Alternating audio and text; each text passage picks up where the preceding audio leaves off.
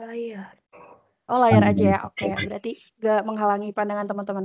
Nah, di sini ada yang namanya sosmed challenge. Jadi, teman-teman silahkan abadikan momen saat teman-teman sedang, menghadiri acara Rep Talks hari ini, boleh video, boleh foto, boleh rangkuman, apapun itu. Nanti bisa di-share di Instagram dan tag Himatepa UT menggunakan kita juga ada template nanti yang akan kita upload. Kemudian jangan lupa pakai hashtag #LabTalksWithHimatepa, hashtag #TagPangUT, dan hashtag #LabSkillSeries. Nah, nanti tag Himatepa UT dan nanti yang paling bagus nih ya, yang paling menarik itu akan, mendapatkan hadiah dari tim Himatepa. Selain itu, teman-teman juga ada yang namanya LabChamp. Nah, LabChamp ini sebenarnya besaran ya. Jadi, ada yang benar-benar competition-nya dari episode 1 sampai episode terakhir nanti, dan ada juga yang per episodes. Nah, kalau untuk, yang LabChamp secara besaran, peserta yang eligible adalah semua peserta Lab Talk Series yang ikut semua session dari episode 1 sampai nanti episode terakhir. Nah, nanti, di setiap sesi dari Laptops itu akan ada soal nih, soal yang mungkin yang ikut sesi 1 episode 1 kemarin tahu ya. Jadi nanti akan ada soal evaluasi dan nanti skor kumulatif yang paling tinggi dan yang paling cepat menjawab itu akan menjadi pemenang dari LabChamp ini. Hadiahnya apa? Hadiahnya akan ada 3 orang, di mana kalau misalkan teman-teman 3 orang dengan nilai tertinggi ini memiliki domisili di daerah Jabodetabek ataupun Malang dan sekitarnya, teman-teman akan mendapatkan hadiah berupa free tiket untuk mengikuti lab tour.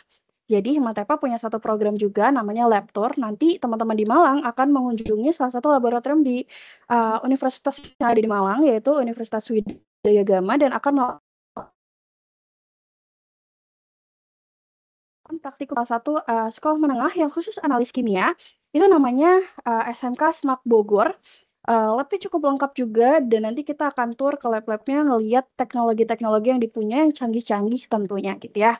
Nah, kalau misalnya nanti pemenangnya bukan dari Malang dan sekitarnya atau Jabodetabek, maka nanti akan diganti dengan voucher belanja. Jadi teman-teman nanti disimak dengan maksimal supaya bisa menjadi pemenang dari LabChamp ini. Nah, selain itu, kita juga punya juara setiap episode ya. Jadi aku punya satu juara berdasarkan apa? Nilai tertinggi dan waktu tercepat menjawab gitu ya. Jadi nanti kalau misalnya yang kemarin nggak ikut kan udah nggak eligible tuh untuk ikut LabChamp yang berepisode-episode. Jadi teman-teman masih bisa nih memenangkan juara di episode kedua kali ini. Dan hadiahnya adalah Imani. Oke, eh hari ini kita akan masuk ke episode kedua, yaitu tentang metode analisa lemak.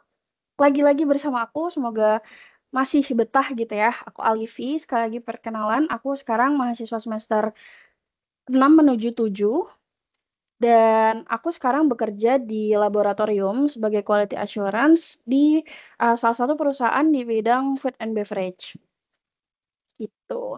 Nah, jadi aku akan share sedikit terkait apa aja sih metode yang pernah aku temukan dan mungkin, familiar with untuk kita sharing-sharing bareng karena kebetulan aku udah praktikum juga di semester 3 dan 4 lalu karena aku non-Sipas, jadi mungkin kita bisa nanti spesifik menuju ke metode yang kemarin dilakukan yang kemarin digunakan pada saat praktikum gitu ya untuk analisa lemak pada bahan pangan. Oke. Ini akan aku skip aja, nanti teman-teman akan bisa mengakses, PPT yang aku share ini karena pasti akan di-share di grup. Jadi buat yang belum registrasi ataupun belum join grup, nanti di akhir bisa ya untuk join ke grup dulu untuk mendapatkan materi hari ini dan juga soal kuis yang akan, kita kirim. Nah, hari ini kita tidak akan menggunakan, scan ini, aku akan bertanya langsung aja ke teman-teman yang ada di, ruangan hari ini ya melalui dan silakan dijawab melalui kolom chat. Nah, hari ini kita punya beberapa goals teman-teman, sama seperti kemarin ada 3M 1T gitu ya, mengenal, memahami, mengaplikasikan, dan terlibat aktif gitu ya. Jadi harapannya hari ini teman-teman setelah ikut Lab Talks pada siang hari ini akan mengetahui apa itu lemak, perannya sebenarnya apa dalam pangan, dan kenapa sih analisa pangan itu penting gitu ya. Kemudian memahami, yaitu memahami prinsip dasar berbagai metode analisa lemak yang ada gitu ya. Kemudian mengaplikasikan atau mempelajari langkah kerja utama dari tiap metode analisa lemak sesuai dengan jenis sampelnya, kemudian kebutuhannya apa, fitness-nya seperti apa gitu ya. Dan yang terakhir, berpartisipasi aktif dalam diskusi maupun tanya jawab nih mengenai pemilihan metode analisa lemak ataupun hal-hal lainnya terkait dengan analisa lemak gitu ya. Nah, aku mau beralih ke kolom chat nih. Aku pengen temen pernah melakukan analisa lemak atau memang bekerja di laboratorium gitu. Boleh adakah dari antara teman-teman, atau aku mau teman-teman yang belum pernah eh apa namanya, menyampaikan kira-kira hari ini tuh pengen tahu apa sih dari materi yang akan aku bagikan ini? Oke, boleh diketik di kolom chat, sama nggak ada PPT-nya. Yang lain ada yang nggak ada PPT-nya juga?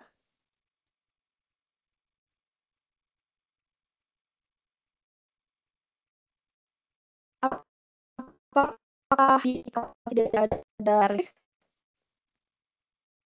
Biasanya ininya Kak Al, jaringan di teman-temannya. Coba Oh dicek lagi. ada Soalnya ya. aku juga kalau misalkan nggak muncul PPT-nya, ada kendala di jaringan. Biasanya begitu.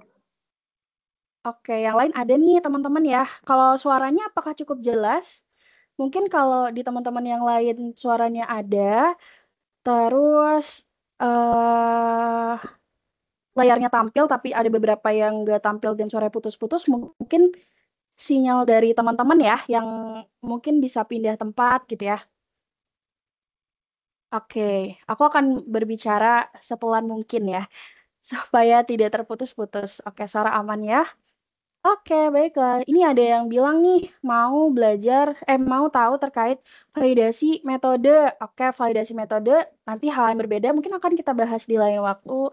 Ada yang pengen tahu metode lemak yang lainnya karena di sekolah cuma belajar Babcock. Oke, di sini nanti kita akan bahas juga sedikit terkait Babcock. Terus, apalagi nih, validasi metode. Hmm, metode dan cara analisis lemak di masing-masing makanan. Pindah. Oke, baiklah. Pengen paham terkait lemak nabati, oke kita akan bahas sedikit juga nanti ya. Oke, as a wrap, jadi kurang lebih tujuan kita sama ya hari ini pengen tahu lemak, apa itu lemak, bagaimana analisanya, metode-metodenya seperti apa, bahkan validasi metode itu kayak gimana gitu ya. Kita lihat apakah akan terjawab di sesi hari ini atau enggak, karena kalau enggak nanti teman-teman akan dapat kesempatan untuk bertanya lagi melalui form presentasi dan evaluasi yang akan dikirim oleh Kak Sabila nanti sore. Oke, first thing first kita akan ngomongin tentang apa itu lemak. Oke, ini definition yang akan aku berikan. Kalau teman-teman punya pendapat lain, definisi lain, silahkan kirim di kolom chat ya. Jadi, lemak merupakan lemak termasuk dalam kelompok lipid, yaitu senyawa organik yang tidak larut dalam air atau hidrofobik, tetapi larut dalam pelarut nonpolar. Artinya sifatnya nonpolar juga ya. Contoh-contoh pelarut nonpolar ini adalah ether, kloroform, heksan, dan masih banyak yang lainnya. Nah, lemak, kalau kita tinjau dari pangan gitu ya, dari biokimia pangan, adalah salah satu makronutrien utama, selain daripada karbohidrat dan protein. Nah, teman-teman mungkin kalau pernah, menghitung atau pernah belajar terkait bagaimana cara menghitung energi, dari suatu bahan pangan gitu ya. Kalau misalkan dikasih tahu data kadar lemak, karbohidrat, protein. Nah, lemak ini adalah lemak ini menyumbang lebih banyak energi daripada karbohidrat dan protein, karena dia mengandung 9 kilokalori, 9 kilokalori per gram gitu ya. Terus kemudian komposisi kimia lemak itu terdiri jadi lemak ini adalah ester dari gliserida dengan atom C-nya pada gliseridanya itu, pada esternya itu C-nya lebih dari 10 yang terbentuk dari reaksi esterifikasi antara asam lemak dan gliserol.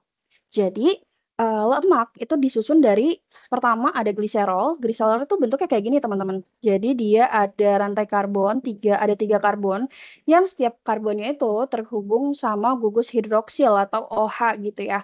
Ini namanya propan 1, 2, 3 triol gitu ya kalau IUPAC-nya, tapi dia biasa disebut gliserol.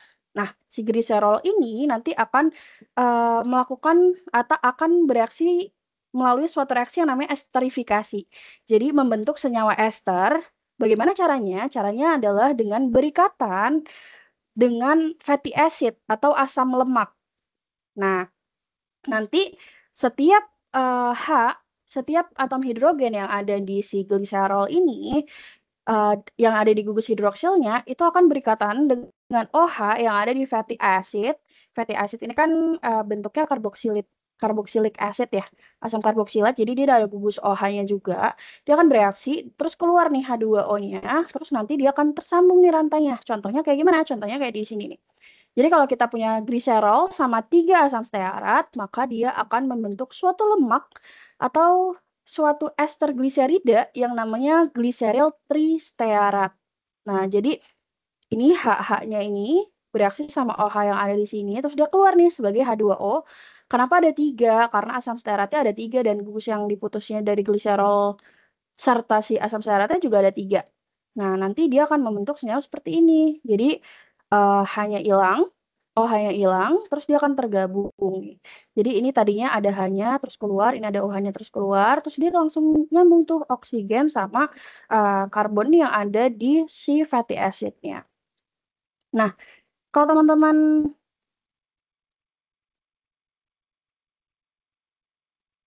punya pertanyaan apakah lemak dan minyak itu sama? Jawabannya kira-kira apa? Jawabannya adalah beda, tergantung ya dilihat dari sisi apa. Tapi di sini aku ada beberapa contoh apa yang membedakan lemak dan minyak gitu ya. Jadi kalau misalnya kita lihat dari sisi wujud atau apa ya bentuk ya, dia pada suhu ruang lemak itu umumnya bentuknya padat. Kemudian kalau minyak itu cair ya, seperti minyak yang kita lihat pada umumnya lah, minyak minyak sayur gitu ya. Nah, kemudian sumber utamanya biasanya lemak itu berasal dari hewan. Kalau minyak itu berasal dari tumbuhan gitu ya. Contohnya minyak kelapa, minyak sawit, minyak jagung, minyak kedelai, minyak bunga matahari, banyak sekali. Kemudian profil wujudnya ini, bentuknya ini, kenapa bisa berbeda pada lemak dan minyak itu dipengaruhi oleh kandungan asam lemak jenuh dan kandungan asam lemak tak jenuh yang ada di dalam komposisi si senyawanya. Nah, karena secara kimia sebenarnya lemak dan minyak ini sama-sama trigliserida gitu ya. Sama-sama trigliserida. Namun bedanya apa? Bedanya adalah kandungan asam lemak jenuh dan tak jenuhnya. Kalau pada lemak, ini kandungan asam lemak jenuhnya tinggi. Sehingga mungkin teman-teman yang udah dapat materi kimia organik akan lebih klik ya. Jadi kalau kita lihat nih di sini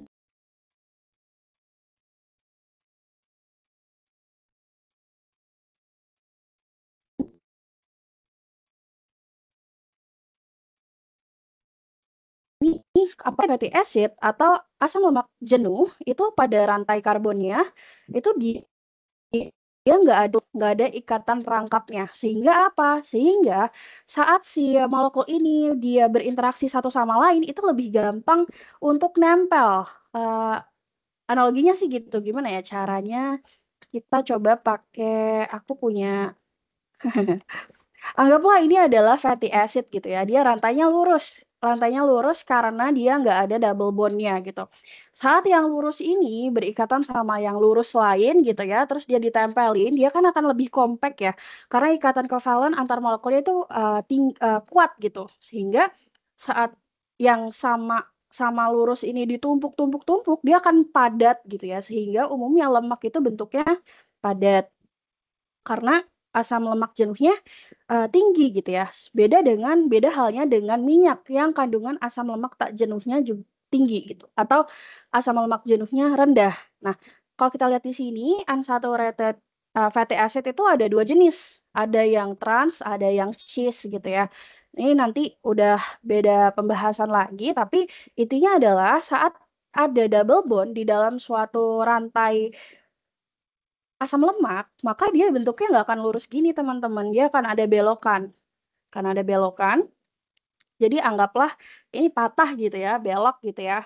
Saat dia ditumpuk-tumpuk sama teman-teman yang sejenis, maka dia akan susah tuh untuk punya structure sekompak yang tadi jenuh gitu ya. Karena bayangin ini belok-belok terus dipadetin gitu ya, tetap akan ada ruangan di sekitarnya. Sehingga kepadatan molekulnya itu rendah dan bentuknya cair. Mungkin analogi sederhananya kayak gitu ya, minta tolong dikoreksi nih ya kalau misalnya ada salah-salah, siapa tahu di sini ada Master of Organic Chemistry gitu ya. Oke, suaranya putus-putus, suaranya hilang. Apakah hilang? Apakah sudah lebih jelas? Sudah. Oke, baiklah.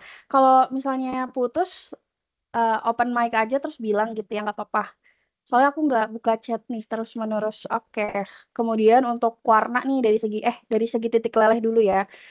Titik lelehnya lemak itu lebih tinggi daripada minyak. Titik leleh itu apa sih? Titik leleh itu ya saat si suhu di mana si suatu zat itu berubah berubah state-nya, berubah fasenya dari berubah bentuknya dari padat ke cair gitu ya. Kalau titik lelehnya lemak itu tinggi. Kenapa? Karena tadi ya, karena dia saturated fatty acid yang dia berikatan satu sama lain itu akan lebih susah diputusnya daripada yang unsaturated gitu. Sehingga dia akan lebih mudah butuh energi lebih kecil untuk merusak strukturnya sehingga dia titik lelehnya rendah gitu. Kemudian untuk warna ya bervariasi biasanya kalau lemak putih krem atau kuning pucat gitu ya kalau teman-teman lihat gaji-gajinya daging sapi gitu ya. Terus kalau minyak biasanya bening, kuning hingga kecoklatan. Nah, kalau stabilitas oksidatif maksudnya nih apa nih? Stabilitas oksidatif itu adalah eh, seberapa stabil senyawa tersebut terhadap oksigen gitu. Jadi kalau ada oksigen dia bereaksi nggak sama si oksigen gitu. Nah, kalau yang lemak atau yang banyak saturated fatty acidnya dia otomatis pasti lebih stabil. Kenapa? Karena susah nih dia udah istilahnya gue udah solid banget nih sama teman-temannya sama atom H dan atom C yang dia ikut tuh udah kuat gitu. Beda halnya dengan unsaturated fatty acid yang dia ada double bond, which double bondnya ini lebih mudah untuk diserang gitu ya sama si oksigen. Makanya kenapa minyak itu kalau dibuka gitu ya, minyak sayur, minyak masak kalau dibuka dia akan bisa tengik gitu, bisa tercium bau tengik. Begitupun juga dengan misalnya teman-teman jajan apa namanya makanan ekstrudat kayak apa sih kalau yang digigit tuh nyes gitu itu kan digoreng ya nah lama-lama kan dia bisa tengik tuh ya bisa kempes terus tengik kempesnya mungkin karena kena air dari udara nah tengiknya itu karena minyak yang ada di dalam bahan makanan teman-teman itu bereaksi sama oksigen sehingga dia terbentuk senyawa yang menyebabkan rancidity rancidity itu bau tengik gitu ya. Nah, contoh-contoh lemak ini apa aja? Ini ada mentega, cheese, shortening, dan ya lemak pada umumnya. Kalau minyak, ya minyak kelapa, minyak sawit, minyak zaitun, dan lain-lain. Oke, sampai sini nanti pertanyaannya akan dirangkum di akhir ya teman-teman. Jadi silakan kalau ada pertanyaan dicatat dulu masing-masing, nanti di akhir silakan ditanyakan. Nah, ini ada beberapa fungsi lemak baik dalam pangan maupun di dalam tubuh ya. Yang pertama sumber energi nih. 1 gram lemak menghasilkan kurang lebih 9 kilokalori, lebih tinggi dibanding karbohidrat dan protein. Kalau karbohidrat dan protein tuh masing-masing cuma 4 kilokalori per gram. Nah, kemudian lemak juga berfungsi sebagai cadangan energi di dalam tubuh kita dan ini juga bisa menjadi pelarut vitamin seperti vitamin A, D, E, dan K atau vitamin-vitamin larut lemak. Selain itu, ini juga berfungsi sebagai untuk membentuk struktur dan fungsi sel, karena banyak banget ya dipakai dalam tubuh, misalnya fosfolipid, kolesterol, dan lain-lain. Kemudian ini juga bisa melindungi organ dalam dari benturan dan menjaga suhu tubuh, gitu ya. Kemudian dalam pangan, dalam bahan makanan, ya ini membentuk cita rasa dan tekstur, gitu ya. Akan beda tuh makanan yang digoreng, direbus, dikukus, gitu ya. Biasanya lebih enak yang mana? Biasanya lebih enak yang digoreng ya. Coba telur digoreng sama telur dikukus sama telur direbus enak mana? Kalau aku lebih suka telur digoreng karena ada rasa yang nggak bisa diberikan oleh sesuatu yang bukan minyak gitu. Karena dia ada mouthfeel bahwa ini tuh ada minyaknya gitu ya. Nah, dan ini juga bisa menjadi prekursor untuk sinyal-sinyal biologis. Nah, kenapa sih kita tuh harus melakukan analisa lemak ya? Hari ini topiknya kan melakukan analisa lemak gitu ya, metode analisa lemak. Nah, karena salah satu lemak, ini kan tadi sudah disebutkan bahwa lemak adalah makronutrien ya, nutrisi utama yang ada dalam bahan pangan. Sehingga seringkali harus dicantumkan di dalam label. Nah, kalau misalkan di label nggak dianalisa dulu tiba-tiba dimasukin aja ke label pakai teori itu tuh nggak boleh ya, karena ntar tiba-tiba ada sidak post market gitu ya, di sampling makanan terus hasilnya nggak sesuai nih sama yang ada di label, itu bahaya. Nah, selain itu ini juga bagian dari edukasi ke konsumen, bahwa makanan ini itu mengandung lemak seberapa banyak gitu. Kemudian ini juga menjadi indikator kualitas dan keamanan pangan.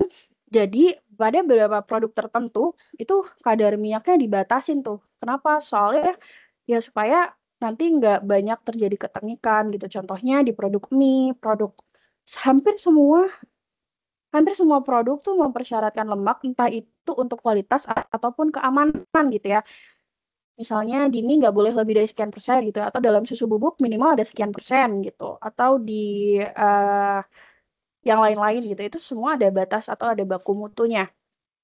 Selain itu ini juga untuk kontrol proses produksi.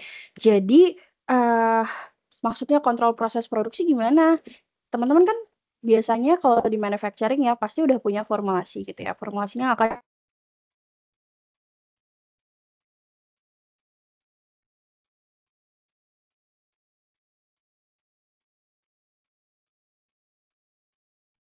Kok hilang? Loh, kok hilang? Loh. Kemana, Kak? Dia Iya, Kak, terbawa hilang. rasa yang pernah hilang. Dia terbawa rasa yang pernah hilang oleh mantan.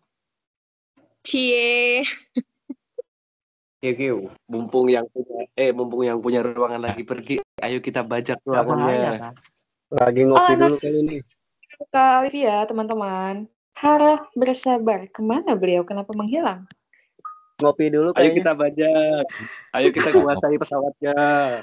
Aku terlempar guys. Sudah. Apakah aku dikit? Kabur dia balik kabur. Kira-kira lemak kita seberapa ya? Kak Al, kamu menghilang. Sejak kapan aku menghilang? Sedang Tahun Sejak lalu, tidak Kak. lagi di hatiku. mau dibajak katanya. Ada yang mau ngisi. Kayaknya lebih bagus di Zoom Katanya deh. tuh. Ya. Oke, coba ya. Tadi Lanjut, teman-teman Kak, lanjut. apakah mengingat sampai mana aku menjelaskan? Sampai hati yang terdalam. Sampai apa? Sampai hati yang terdalam. Standar baku. Formulasi. Oke, baiklah kalau begitu. Kita akan coba ya. Kita akan coba. Nanti mohon maaf kalau ada yang terulang sedikit. Kita sampai di sini ya. Tadi terakhir. Iya. Baiklah. Oke. Tadi ya, sebagai indeks untuk kontrol proses produksi juga. Teman-teman udah punya formulasi, pasti juga udah punya nih kadar teoritisnya berapa. Dikonfirmasi lah di situ gitu ya. Benar nih, dari formulation yang teman-teman udah buat menghasilkan lemak sekian gitu, atau jangan-jangan nyangkut di mana nih gitu ya. Kemudian untuk penelitian PPT-nya dan nggak keluar, Kak. apakah ya? Apakah benar? Iya. Ada kok. Di aku ada. Ada. Oh, sinyalnya Tapi berarti hatimu aja Kak. kali Coba yang nggak dicek jelas. sinyalnya Kak. Gelap. Jaringannya Hatimu gelap atau kali. yang misalkan tidak muncul PPT-nya bisa keluar dulu lalu nanti join kembali. Oke, baiklah aku lanjut ya. Nah, selain itu juga untuk ya research dan standarisasi gitu ya. Standarisasi itu maksudnya gimana? Misalnya teman-teman mau bikin spek gitu, itu bisa banget gitu ya.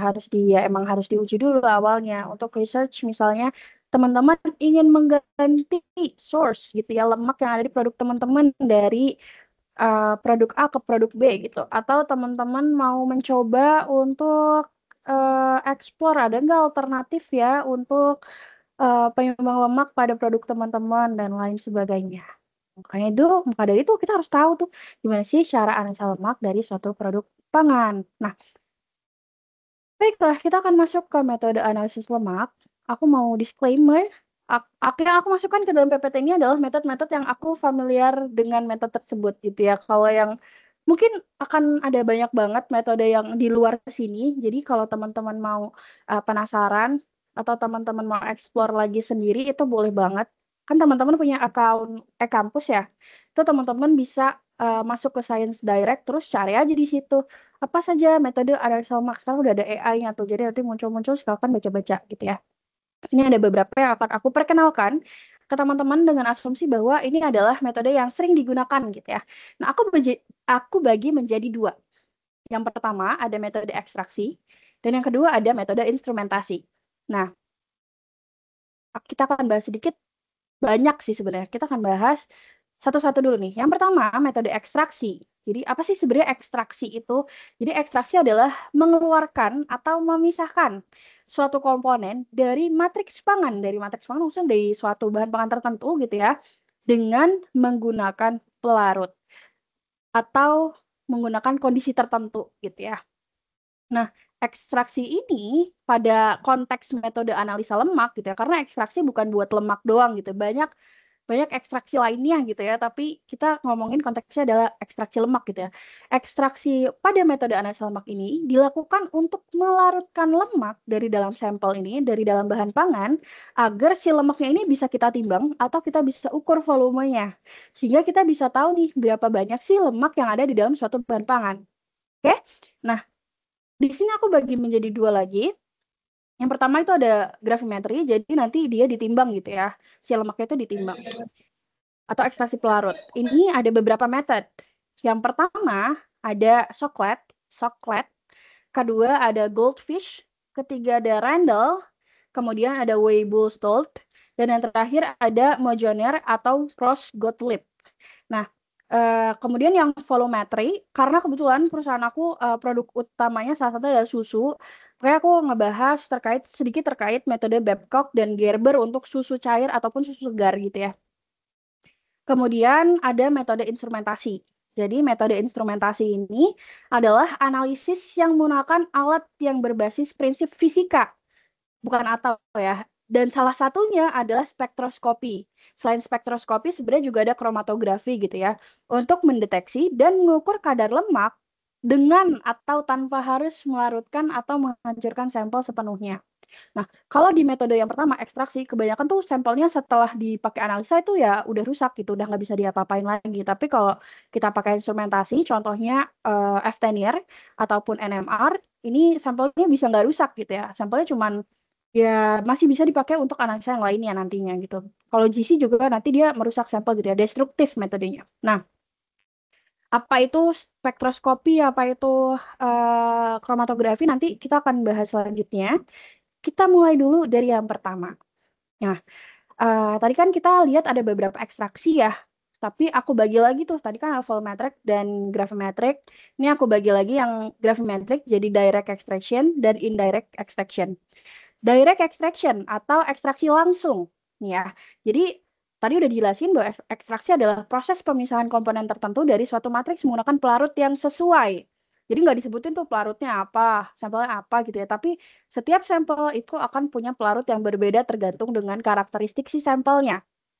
Nah, selain karakteristik sampel, karakteristik sampel tuh maksudnya apa? Pertama, bentuk. Kedua, kandungan lemaknya. Ketiga, profil bahan lain yang bukan lemak yang mungkin akan mempengaruhi proses analisa gitu ya. Jadi macam-macam, banyak sekali pertimbangan untuk memilih suatu metode gitu ya. Nah, dalam analisis kimia, ekstraksi ini digunakan untuk memperoleh senyawa target dari sampel padat ataupun cair. Dan salah satu metodenya nggak ada namanya sih. Sebenarnya ini aku menamainya aja gitu ya, direct extraction, di mana sampel secara langsung diekstraksi menggunakan pelarut tanpa ada tahap praperlakuan. Tahap praperlakuan itu apa? Misalnya dihidrolisis ataupun didestruksi gitu. Jadi si sampel udah langsung diekstraksi gitu ya. Nah, sebenarnya selanjutnya ini ada jenis-jenis ekstraksi nih. Aku mau teman-teman ada pengantar dulu nih dikit nih ya. Jadi ekstraksi itu macam-macam gitu ya. Ini bukan direct extraction doang, indirect juga tipenya kayak gini. Jadi ekstraksi itu umumnya yang sering digunakan itu ada dua jenis. Yang pertama ekstraksi padat cair atau solid liquid extraction atau SLE gitu ya. Kemudian ada ekstraksi cair-cair atau liquid liquid extraction atau LLE. Nah, kalau solid liquid extraction ini senyawa yang targetnya itu dalam hal ini lemak gitu ya, adanya di dalam fase padat. Ada di dalam sampel yang padat. Kemudian dia akan dipindahkan atau diekstrak atau ditarik ke dalam pelarut yang cair. Contohnya gimana sih ya? Lemak di dalam sampel padat ya, lemak dalam biskuit, lemak dalam kacang gitu ya, lemak dalam bubur, lemak dalam susu. Kayak ada apa Kak Sabila? Kak, ada yang request jangan cepet-cepet katanya. Oke, baiklah. Karena aku terlambat. Lemak dalam daging dan lain. Jadi sampelnya padat, terus nanti lemaknya akan dikeluarkan ke pelarut yang cair gitu ya. Kemudian ada ekstraksi cair-cair. Nah, kalau tadi sampelnya padat, kalau di cair-cair ini sampelnya cair gitu ya. Jadi lemaknya ada di dalam pangan yang bentuknya cair dan akan dikeluarkan, akan ditarik oleh pelarut yang sifatnya yang bentuknya cair juga. Tapi ada perbedaan nih. Perbedaannya karena sampel dan si pelarut itu harus beda fase sehingga bisa dipisahin. Beda fase tuh maksudnya gimana sih Kak? Beda fase itu maksudnya adalah dia tidak saling bercampur. Contohnya air dan minyak gitu ya. Air dengan heksan, air dengan petroleum ether, gliserol dengan petroleum ether gitu ya. Itu nggak bercampur tuh sehingga nanti kita bisa pisahkan tuh si lemaknya yang ada di dalam pelarut. Nah, contohnya adalah ekstraksi lemak dari santan atau dari susu cair itu ya, ekstraksi cair-cair. Nah, selanjutnya kita akan ngomongin nih terkait salah tiga-tiganya akan kita bahas nih ya. Metode Soklet, Goldfish maupun Randall. Pertama, kita punya metode Soklet. Ini aku videonya menyadur dari YouTube. Jadi itu teman-teman kalau udah dapat sharing PPT-nya bisa klik aja langsung akan diarahkan ke YouTube. Nah, pertama ada Soklet. Jadi di metode Soklet tuh alatnya kayak gini teman-teman, sets-nya ya gitu. Kalau yang disebut Sokletnya doang tuh ya ini nih, tabung Soklet tuh yang ini, dari sini sampai sini. Kemudian ini namanya labu didih atau labu alas bulat atau boiling flash gitu ya. Jadi ini buat mendidihkan gitu ya. Terus ini namanya kondensor. Bahasa Indonesia kondensor ya dia fungsinya untuk melakukan kondensasi. Nah, prinsipnya gimana sih si Soklet ini ya? Mungkin teman-teman belum akan kebayang sampai nanti melihat videonya. Jadi, saat kita punya suatu sampel, sampelnya bentuknya padat, sampelnya ini nanti akan diletakkan ke suatu benda yang namanya timbel. Timbel itu dia kayak tempat kecil, kalau di foto ini tuh yang ini nih, kursor aku apakah kelihatan? Ya nanti akan kita tunjuk bersama gitu ya. Yang di tengah itu dia bahannya macam-macam, ada yang dari selulose, ada yang dari selulosa, ada yang dari treated glass. Jadi kaca terus di bawahnya kayak ada pori-porinya gitu. Kalau misalnya versi konvensional yang pakai alat yang ini, itu biasanya dulu aku zaman sekolah itu bikin suatu piranti mirip mirip sama timbel ini namanya hulls. Ya, hulls atau timbel lah sama aja. Jadi kita punya kertas saring gitu ya. Misalnya ini kertas saringnya. Kertas saring kan bentuknya bulat ya. Terus itu kita gulung jadi kayak gini, ada bolongannya. Terus bawahnya ini kita lipat. Bawahnya kita lipat sampai ketutup gitu. Kayak gini, lah kurang lebih ya. Terus bawahnya kita sumpel kapas. Tengahnya kita isi sampel, atasnya dikasih kapas lagi terus ditutup. Ditutup. Ditutup gini ya. Terus diikat nih pakai tali kasur. Nah, lalu si hulls atau timbel yang berisi sampel ini akan dimasukkan ke dalam tabung Sokletnya ini, ke dalam sini gitu ya. Nah, kemudian nanti si sampelnya ini akan direndam menggunakan suatu pelarut. Nah, pelarutnya apa? Macam-macam. Ada yang pakai heksan, ada yang pakai petroleum ether gitu ya. Yang aku pernah pakai ya heksan dan petroleum ether gitu ya. Kalau yang lainnya belum pernah. Dan tergantung senyawa targetnya juga. Kalau lemak ya umumnya itu heksan dan ether petroleum gitu ya. Jadi akan direndam di sini. Terus ya udah dia akan diekstraksi gitu ya. Jadi yang di bawah sini juga isinya pelarut. Ini dipanasin. Jadi di bawahnya tuh ada yang namanya mantel heater atau heater yang bentuknya ya kayak mantel gitu, ada mantelnya gitu lah. Nanti saat dia dipanasin, si senyawa organik ini kan punya titik didih ya. Titik didihnya let's say petroleum ether 30 sampai 60 tergantung isinya apa. Anggaplah 60 di set di si mantle heaternya itu di agak lebih tinggi dikit gitu ya. Misalnya di 70 derajat gitu ya atau 65 derajat. Nanti si pelarut yang ada di bawah sini di boiling flash ini namanya juga labu didih ya. Dia akan menguap tuh teman-teman, menguap masuk ke tabung ini lewat sih sebenarnya bukan masuk ya. Lewat ke sini vapornya ini atau uapnya ini, uap senyawa organiknya ini terus ke atas. Masuk ke kondensor. Nah, kondensornya ini harus diisi pakai air pendingin. Terserah tuh mau pakai air biasa yang dikasih es batu atau mau pakai air coolant radiator tau nggak yang warnanya pink. Nah, kita lihat videonya aja deh ya supaya lebih tergambar gitu ya. Ini apakah perlu kita zoom? Apakah perlu kita Zoom. besarkan gitu? Perlu ya? Oke. Nah, Ya, besarkan ini aja, adalah alat coklat itu ya tadi ya. Ini tabungnya. Nah, ini ada namanya tabung sifun atau sifun arm gitu ya. Nah, si sifun arm ini fungsinya apa? Nanti dia akan berperan sebagai mekanisme penguras otomatis. Nah, ini namanya mantle heater, kemudian ini labu didih, dan ini ada batu didih atau boiling chips gitu ya. Fungsinya apa boiling chips? Untuk meratakan panas. Ini yang tadi aku bilang timbel. Dalam hal ini dia gunakan yang kaca bentuknya, terus bawahnya ada fritted. Biasanya kita pakai yang selulose kayak gini. Ini juga boleh. Nah, di sini dia mau ekstrak nikotin, teman-teman, bukan lemak, tapi sama persis cara penggunaannya gitu ya. Jadi si bahannya, si sampelnya ini dari si tembakau itu dia potong, dia masukin ke timbel. Nah, ada satu yang kritikal gitu ya. Jadi si timbelnya ini kalau kita menggunakan yang type seperti ini yang atasnya terbuka, yang tidak tertutup, dia harus lebih tinggi daripada siphon arm-nya. Siphon arm itu yang ini nih. Nah, kenapa? Karena nanti kita lihat sama-sama bagaimana si siphon arm ini bekerja sehingga dia harus lebih tinggi gitu ya.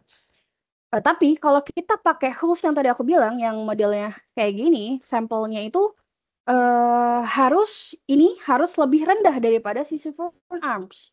Jadi sampelnya semuanya harus terendam dalam pelarut gitu ya. Atau bedanya yang menggunakan yang terbuka kayak gini sama yang tertutup kayak gini. Nah, kita lihat dulu, kita lanjut. Dia state nih bahwa ini harus lebih tinggi daripada si siphon arms-nya. Ini critical ya. Kenapa critical nanti kita lihat. Nah, jadi si soklet ini akan disambungkan ke labu didih. Kemudian, nah, yang pink-pink ini teman-teman yang punya motor atau mobil pasti cukup familiar ya. Ini ada yang warna pink, ada yang warna hijau, ada yang warna biru gitu ya. Ini adalah air coolant radiator yang biasa dipakai buat mendinginkan mesin. Nah, ini juga bisa dipakai di sini. Jadi si air coolant-nya ini akan terhubung ke suatu alat, namanya adalah cooling bath. Ini nggak kelihatan di sini. Fungsinya sebenarnya simple untuk sirkulasi air aja di dalam kondensornya. Kepencet, maaf. Oke, nah di setting tuh ya ceritanya mantle heater-nya mau suhu berapa.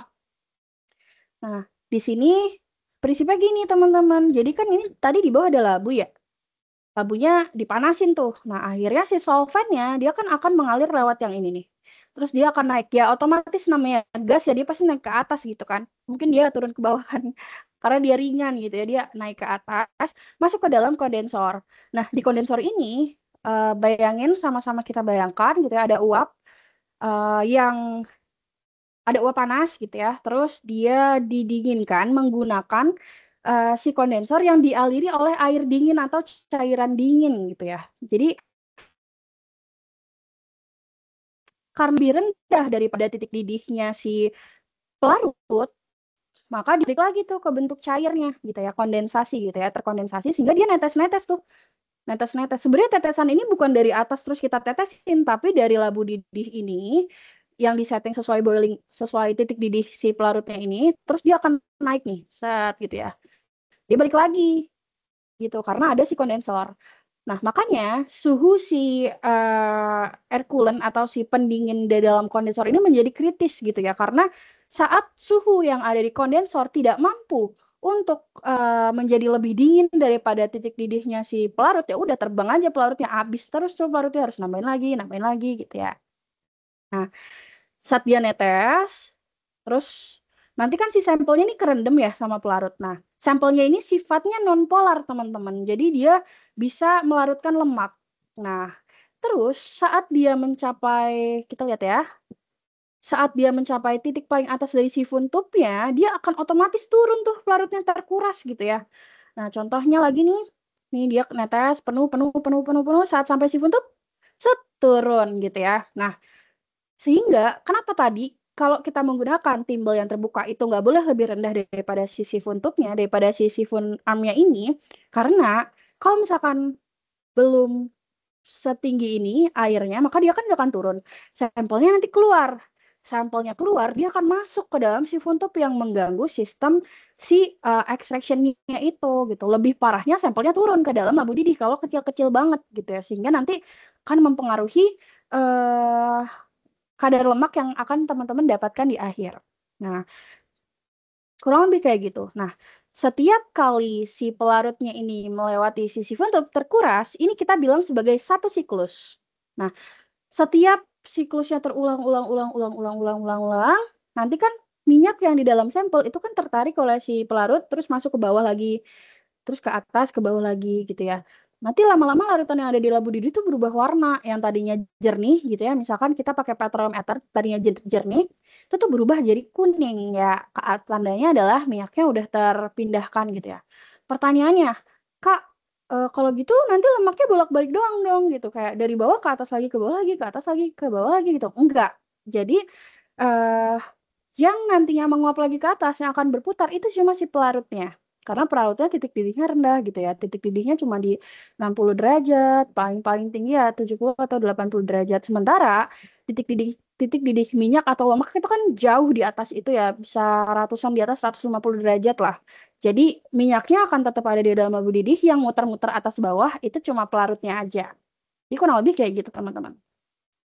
Kita lihat ya. Nah, setelah si labu didihnya itu selesai mengekstrak lemak, biasanya butuh 10 sampai 15 siklus gitu ya. 10 sampai 15 siklus atau sekitar 2 jam, 3 jam lah gitu, tergantung sampel juga sebenarnya. Itu si labu didihnya ini kan berarti yang ada di dalam labu didih itu apa? Pelarut dan juga lemak, ya gak? Pelarut dan juga lemak yang terlarut di dalam pelarut gitu ya, lemak yang ada di dalam petrometer. Nah, ini harus dipisahin teman-teman. Dipisahinnya menggunakan apa? Ada satu alat yang namanya rotary evaporator. Ini kayak gini nih. Jadi dia ada rotarinya, ada yang buat berputarnya, ada evaporator. Evaporator tuh alat yang digunakan untuk melakukan proses evaporasi. Evaporasi itu apa? Evaporasi itu menguapkan si pelarut gitu ya. Nah, sini nih ada pemisahan juga nih, kan kalau kemarin di episode 1 kita bahas ya alat-alat pemisahan tuh apa gitu ya. Nah, ini adalah salah satu alat pemisahan yang didasarkan pada perbedaan titik didih antara analit kita, yaitu lemak yang titik didihnya tinggi, dan juga pelarutnya, yaitu petrometer yang titik didihnya rendah. Nah, di sini akan disetting nih suhu si water bath-nya itu. Suhu si water bath-nya itu sesuai sama titik didihnya. Nanti setelah dia terevaporasi semua, yang akan tersisa di dalam labu ini cuma lemak aja. Lemak dan sedikit sekali pelarut. Sehingga apakah bisa langsung ditimbang gitu ya? Nggak bisa. Jadi harus di oven dulu. Setelah dia di evap, ini dia harus di oven, kemudian ditimbang. Kurang lebih kayak gitu. Jadi nanti kita bisa dapat tuh selisih antara bobot labu didih ini yang di awal itu berapa, misalkan 100 gram gitu ya. Nah, setelah melalui proses ekstraksi, evaporasi, dan pengeringan, sisa berapa? Jadi berapa gitu? Jadi 101 gram gitu. Oh, berarti lemaknya ada 1 gram tuh. Nah, tadi sampelnya ditimbang berapa ya? Oh, tadi sampel ditimbang 10 gram. Berarti kadar lemaknya adalah 1 gram lemak dalam 10 gram sampel. Artinya berapa persen? Oh, 10%. Gitu. Kurang lebih kayak gitu, teman-teman. Untuk yang soklet. Jadi dia pakai suatu alat yang namanya soklet, dia spesial karena dia punya yang namanya siphon arm. Prinsipnya tadi ya, sampel direndam di dalam pelarut berkali-kali gitu ya, minimal 10 sampai 15 siklus tergantung sampel. Oke. Selanjutnya kita akan ngomongin metode Goldfish namanya. Sebenarnya 3 metode direct extraction ini sama. Yang bedain adalah aparatus atau piranti atau alat-alat yang digunakan untuk ekstraksinya. Kalau tadi kita pakai tabung soklet, ini kita pakai tabung goldfish. Bedanya apa soklet dan goldfish? Kalau soklet, tadi kan si sampelnya itu kita taruh di timbel, terus direndam, terus nanti pelarutnya turun, naik lagi ditetesin sampai kerendam baru turun gitu ya. Nah, Kalau goldfish ini dia perbedaannya adalah nggak ada si sampel itu nggak ada kondisi terendamnya. Jadi sampel itu cuma ditetesin terus-menerus pakai pelarut di sistem reflux. Sistem reflux tuh ya ini nih satu set dari bawah ke atas yang pelarutnya itu turun lagi sama kayak tadi kayak coklat gitu ya. Ada kondensornya gitu. Jadi kalau coklat tadi direndam, kalau goldfish itu nggak direndam, tapi dia cuma ditetesin doang. Jadi solvent dari sini itu akan naik nih, naik ke atas ya karena dia menguap gitu ya. Saat sampai di kondensor karena suhunya rendah, dia balik lagi tuh dari uap jadi cair. Saat dia jadi cair, dia kan akan netes nih, tes gitu ya. Sampelnya itu ditaruh di tengah sini. Terus netes tuh cepat, netes terus, ya udah gitu aja, netes terus sampai pada akhirnya semua lemak yang ada di dalam si sampelnya ini pindah ke dalam labu didih gitu. Bedanya itu. Prinsipnya mirip-mirip karena dia ya emang langsung ekstraksi aja. Bedanya tadi ya sistem ekstraksinya itu seperti apa. Kalau coklat direndam dulu beberapa siklus. Kalau si goldfish ini ditetesin doang, di-rinse doang, dibilas doang gitu. Tapi nanti proses selanjutnya sama-sama dievaporasi dulu, baru dikeringin, baru ditimbang itu sama. Nah, selanjutnya ini ada hot extraction atau ekstraksi panas menggunakan satu metode yang dikenal sebagai metode Randall. Nah, kalau yang tadi itu kan semuanya kena pelarutnya pelarut dingin ya. Artinya pelarut ini naik gitu ya dalam kondisi panas sebagai uap, didinginin, menetes sebagai pelarut yang suhunya udah di bawah suhu titik didih gitu kan. Nah, kalau si hot extraction atau metode Randall ini, dia itu sampelnya digodok. Sampelnya digodok, digodok. Sampelnya itu direbus gitu ya di dalam si pelarut. Jadi dia ada 3 tahap tuh. Kalau coklat tadi kan direndam, kalau satunya di-rinse aja. Nah, kalau Randall atau hot extraction ini ada 3 tahap biasanya di alatnya. Yang pertama, ini ada tahap boiling. Jadi sampelnya sama tadi taruh dalam timbel, terus direndam di dalam eh kita nggak pakai, ya ada yang pakai labu alas bulat, tapi umumnya dia tuh pakai labu reservoir yang dasarnya tuh datar terus langsung nempel sama pemanas gitu, langsung nempel sama pemanas. Jadi istilahnya kalau yang ini di yang sebelumnya tuh labu didihnya lah ya. Jadi sampelnya direndam di dalam labu didih, terus dipanasin tuh, dipanasin di suhu ya di suhu titik didihnya si larutan gitu ya, dipanasin, terus kan terebus gitu ya, direbus sampelnya. Kemudian tahapan selanjutnya tuh rinsing atau dibilas. Jadi untuk memastikan di sini udah nggak ada minyaknya lagi ya sama tadi siklusnya. Jadi uapnya naik, didinginin, turun lagi, membilas si sampelnya ini. Dan tahap terakhir itu drying. Ya drying sama. Jadi setelah dia diuapkan, biasanya alat-alat meter Randall tuh macam-macam ya. Ada yang versi agak jadul, yang manual tuh ada valve-nya kayak gini. Jadi dia kalau dibuka, kalau posisinya kayak gini, lurus kayak gini, itu artinya terbuka. Jadi solvent yang menguap, dia kembali lagi ke dalam sini gitu ya. Tapi saat dia posisi tertutup, ya dia tidak mengalir kembali ke sini, tapi dialirkan ke tempat lain. Jadi ada tempat nampung buat si solventnya itu gitu, buat si pelarutnya itu. Setelah setelah udah dry sama nanti ini masuk oven juga, terus kita timbang. Kurang lebih kayak gitu. Itu yang direct extraction ya teman-teman. Selanjutnya, ini aku bukan salesnya si supplier ini, tapi ini alatnya bisa, konfigurasinya itu bisa ketiga metode yang tadi gitu ya. Kita lihat bareng-bareng aja deh. Nah, ini ada satu alat ya dari satu supplier namanya Buci. Alatnya mahal banget. Ini ada yang pakai juga ya teman-teman di perusahaannya masing-masing. Tapi kalau di laboratorium, jangan expect kalian akan ketemu alat ini gitu ya. Ya bisa juga nggak gitu. Nah, ini ada yang sistemnya soklet. Seperti yang tadi aku bilang ya, ini enak banget nih dipahaminya nih ya. Terputar gak? Jadi ini larutannya ada di bawah. Kalau tadi kita pakai labu didih, ini dia pakai reservoir yang datar bawahnya ya. Terus nanti yang biru ini adalah partikel solventnya. Terus dia akan terkondensasi gitu ya.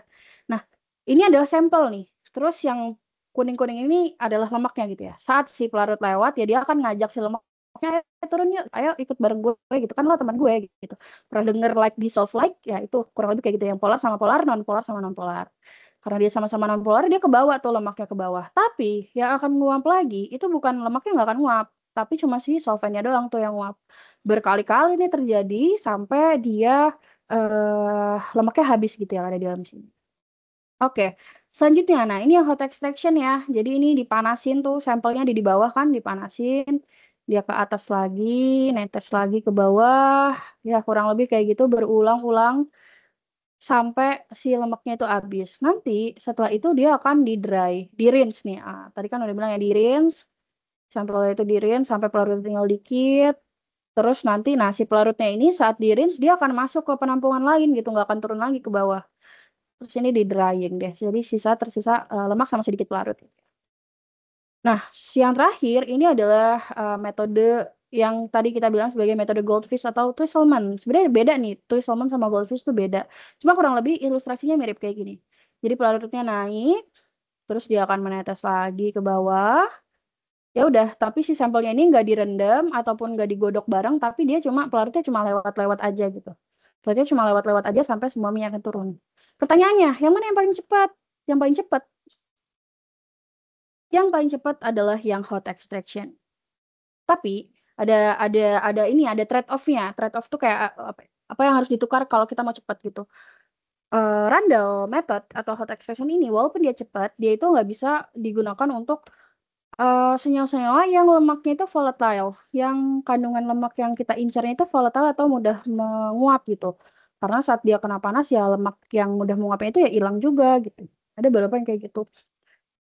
Terus sehingga dia harus pakai yang cold extraction, harus pakai ekstraksi yang dingin gitu, kayak pakai coklat atau pakai yang tadi ya goldfish gitu. Nah, sekarang kita akan ngomongin terkait indirect extraction. Oh, bentar, aku mau short quiz dulu dong. Aku mau teman-teman menjawab di kolom chat nih ya. Yang paling cepat menjawab, dicatat poinnya untuk nanti aku ngasih poin lab champ. Oh,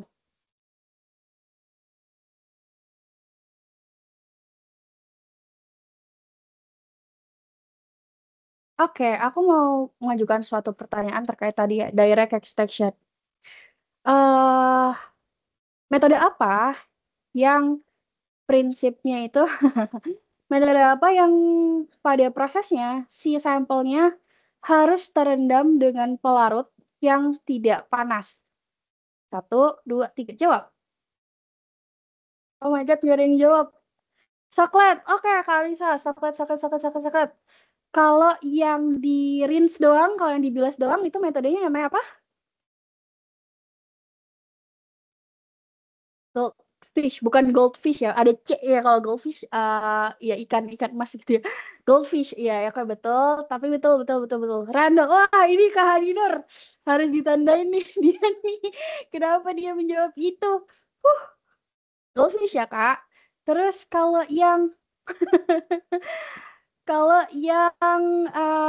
hot extraction, metodenya namanya apa? Randall, oke. Betul. Mantap. Berarti disimak ya, alhamdulillah, aku sangat bersyukur. Oke. Nah, selanjutnya kita akan masuk ke indirect extraction. Tadi kalau kita ngomongin direct extraction gitu ya, kalau untuk biasanya dia itu disebut sebagai tergantung matriks sampel sih. Jadi kalau yang direct extraction untuk sampel-sampel kompleks itu contohnya yang banyak karbohidratnya, yang banyak proteinnya gitu ya, sehingga si lipidnya itu, si lemaknya itu terikat tuh dengan protein dan karbohidrat. Itu kalau sampel-sampel kompleks itu dianalisa menggunakan direct extraction, hasil kadar lemak ya biasa kita sebut sebagai crude fat atau lemak kasar, kadar lemak kasar.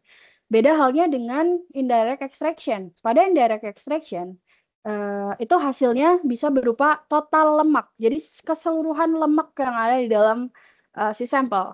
Nah, kalau yang indirect extraction, terutama yang nggak pakai panas ya, yang Randall itu tadi, Randall juga bisa dihitung sebagai total fat gitu ya. Ada beberapa sampel yang bisa jadi total fat, tergantung benar-benar karena makanan tuh banyak banget jenisnya dan karakteristiknya macam-macam, dia tergantung gitu. Tapi kalau kita pakai coklat atau kita pakai coklat untuk sampel yang dia banyak karbohidrat dan banyak proteinnya, nanti bisa aja ada lemak yang terikat dengan karbohidrat dan protein yang dia tidak terekstraksi. Sehingga lemak yang kita dapatkan itu bukanlah lemak total, tapi crude fat, lemak kasar gitu ya. Gitu. Nah, untuk sampel-sampel kompleks, biasanya dia tuh butuh perlakuan lebih gitu ya, butuh perlakuan lebih lah. Karena apa? Karena ya itu tadi lemaknya di dalam bahan pangan itu teremosi atau berikatan atau mengandung protein dan karbohidrat tinggi.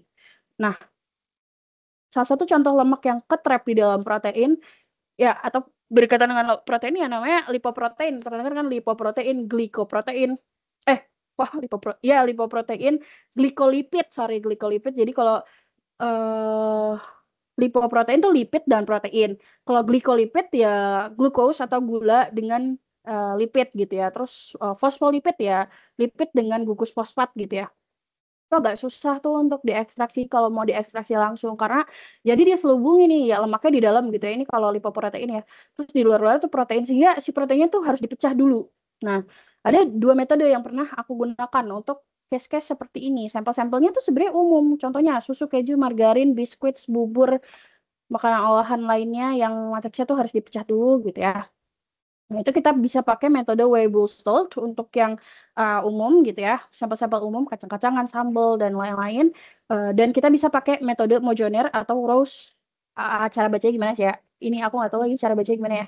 Rose Gottlieb gitu ya, tapi biasa disebut Mojoner.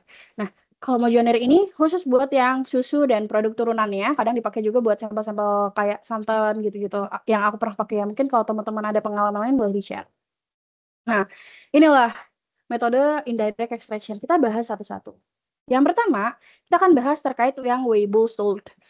Di metode ini, sampelnya tuh dicerna dulu atau didigest dulu dengan larutan asam klorida pekat.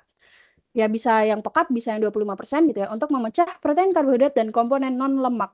Nah, residu yang tertinggal ini akan mengandung lemak, mineral, dan kayak ada ya hasil pemecahan si protein dan karbohidrat itu biasanya warnanya hitam gitu ya larutannya. Kemudian dipisahkan melalui penyaringan. Setelah dicuci dan dikeringkan, residu tersebut diekstraksi. Jadi dia sebelum diekstraksi tuh dihancurin dulu biar lemaknya misah gitu ya. Diekstraksi dengan pelarut organik, biasanya petrometer atau ether dietil atau dietil ether. Hasil ekstraksinya kemudian diuapkan dan dikeringkan untuk memperoleh bobot lemak total. Nah, metode ekstraksinya gimana? Macam-macam ini, terserah si user mau pakai apa. Mau pakai coklat kah, mau pakai hot extraction kah, mau pakai goldfish kah, terserah gitu ya. Tergantung ya mereka maunya apa. Yang penting untuk sampel-sampel yang komponen matriksnya itu lumayan kompleks ya, dia harus digest dulu tuh awalnya menggunakan si asam pekat atau si HCl ini. Sehingga alat-alat yang dibutuhkan apa? Macam-macam ya. Dari labo digestion tahan asam. Tapi kalau di aku ini cuma pakai beker gelas aja semuanya terus ditutup gitu.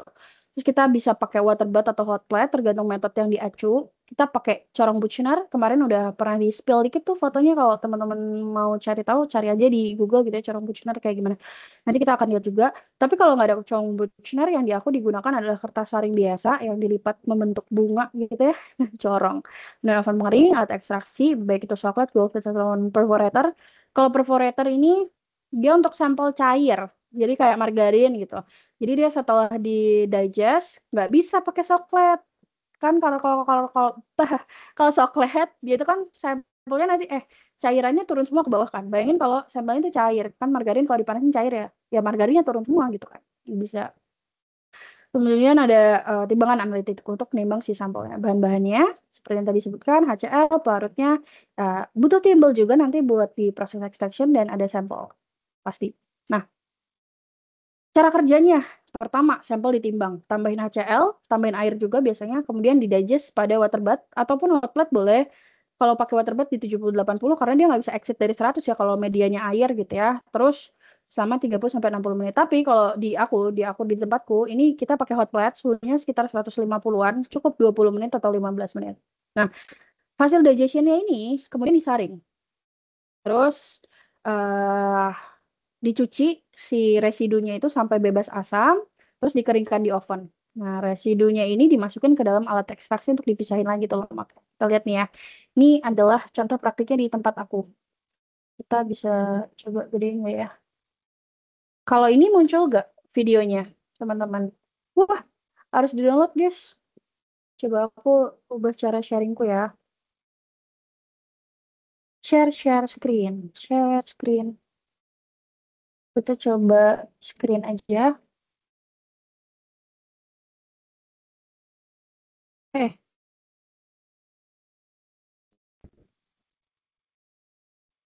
Di ini yang Mojonier. Cara mendah ini yang Weibo. Nah, ini yang Weibo. Ini contoh yang si Weibo Stolt. Oke, kita tonton bersama. Oke, pertama, sampelnya kita timbang. Kemudian setelah sampelnya kita timbang ya, ditimbang 1 gram gitu ya. Tergantung sampel, ada yang ditimbang 1 gram, 2 gram, tergantung kadar lemaknya. Jadi semakin rendah kadar lemak di dalam sampel, berarti sampel yang ditimbang harus makin banyak gitu ya. Kemudian ditambahkan Aquades 30 ml. Aquades itu air suling. Kemudian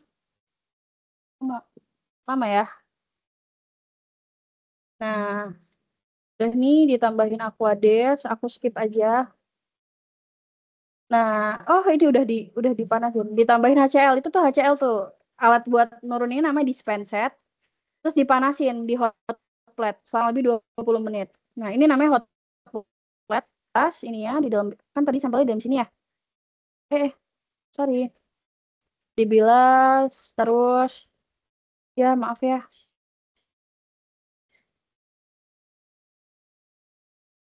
Oke. Setelah itu ini dia manasin air panas nih. Kenapa harus pakai air panas?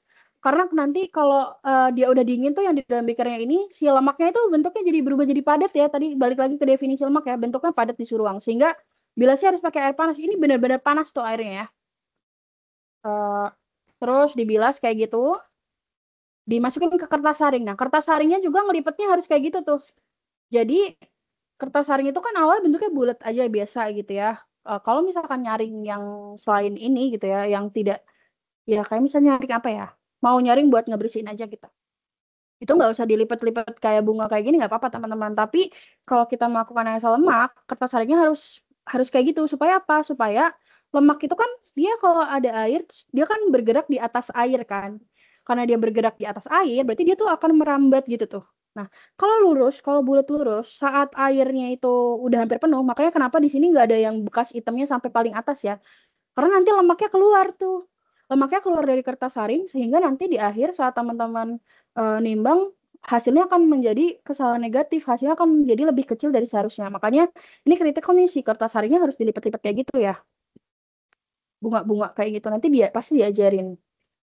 Nah, terus dia digosok tuh ya, beker digosok untuk menjamin bahwa semua lemak yang ada dalam si beker ini udah pindah ke dalam kertas saring. Oke, digosok-gosok terus berkali-kali ya, 3 kali minimal, terus habis itu dibilas lagi. Oke, nah setelah itu dibilas lagi tuh pakai air panas buat nurunin tuh biar nggak ada yang lari-lari ke atas tuh si lemaknya. Dan selain itu, ini juga untuk menghilangkan residu asam yang ada di dalam si larutan yang tadi kan kita tambahin dia pakai asam klorida gitu ya. Nah, ini tuh harus diuji bebas asam, teman-teman. Jadi pakai kertas lakmus. Kertas lakmus tuh kayak kertas biasa gitu. Ada indikatornya. Jadi kalau dia warna merah, artinya dia asam. Kalau biru dia basa. Nah, dia hasilnya harus merah. Harus tidak merah gitu, karena kalau merah artinya masih ada asamnya. Sebenarnya kenapa sih nggak boleh ada asamnya? Ya karena saat dia nanti di oven, nanti kan kertas saring ini setelah dilipat gitu tuh dia akan di oven ya. Nah, uap-uap si asamnya itu bisa merusak apa ya, ruangan sekitar kayak ovennya tuh. Ini kayak kelihatan karatan gitu kan, karena ya kena asam gitu. Gitu, terus dilipat nih sama si kakak ini, terus di oven. Di oven selama 1 jam untuk menghilangkan air. Kenapa harus dihilangin airnya? Karena dia di tempat kami ini kita pakai hot extraction, pakai randal gitu ya. Karena randal dia kan si sampelnya itu nanti langsung masuk ke reservoir kan. Kalau ada airnya juga bisa ketimbang sebagai lemak nanti. Dia harus di oven dulu. Nah, ini adalah si tabung reservoirnya itu. Banyak ya. Nah, ini kalau teman-teman melihat ini, kita tuh sehari analisa lemak ini itu ada sekitar 40 sampai 80 sampel. Kita masukin ini alat namanya desikator. Kenapa desikator? Ya supaya dia nggak terkontaminasi sama air gitu ya, yang ada di udara. labu ini ditimbang gitu ya. Mungkin nanti kalau di tempat praktikum tadi pakai alat coklat tadi itu ya. Jadi yang ditimbang adalah labu didih. Nah, ini adalah kondensor dan cooler bath gitu ya. Kondensornya sebenarnya ada di situ. Itu adalah cooler bath. Nah, ini ada alatnya. Terus nanti si sampelnya itu dimasukin ke dalam timbel. Dimasukin ke dalam timbel. Oke, banyak ya. Terus dipasang ke alatnya ya. Nah, nanti si tabung yang di bawah itu diisi sampai pakai pelarut. Diisi pelarut. Setelah dia diisi pelarut, dia udah tinggal dipasang ke alat, terus direndam tuh kan. Dia akan melalui 3 step tuh yang tadi boiling, rinsing, dan drying.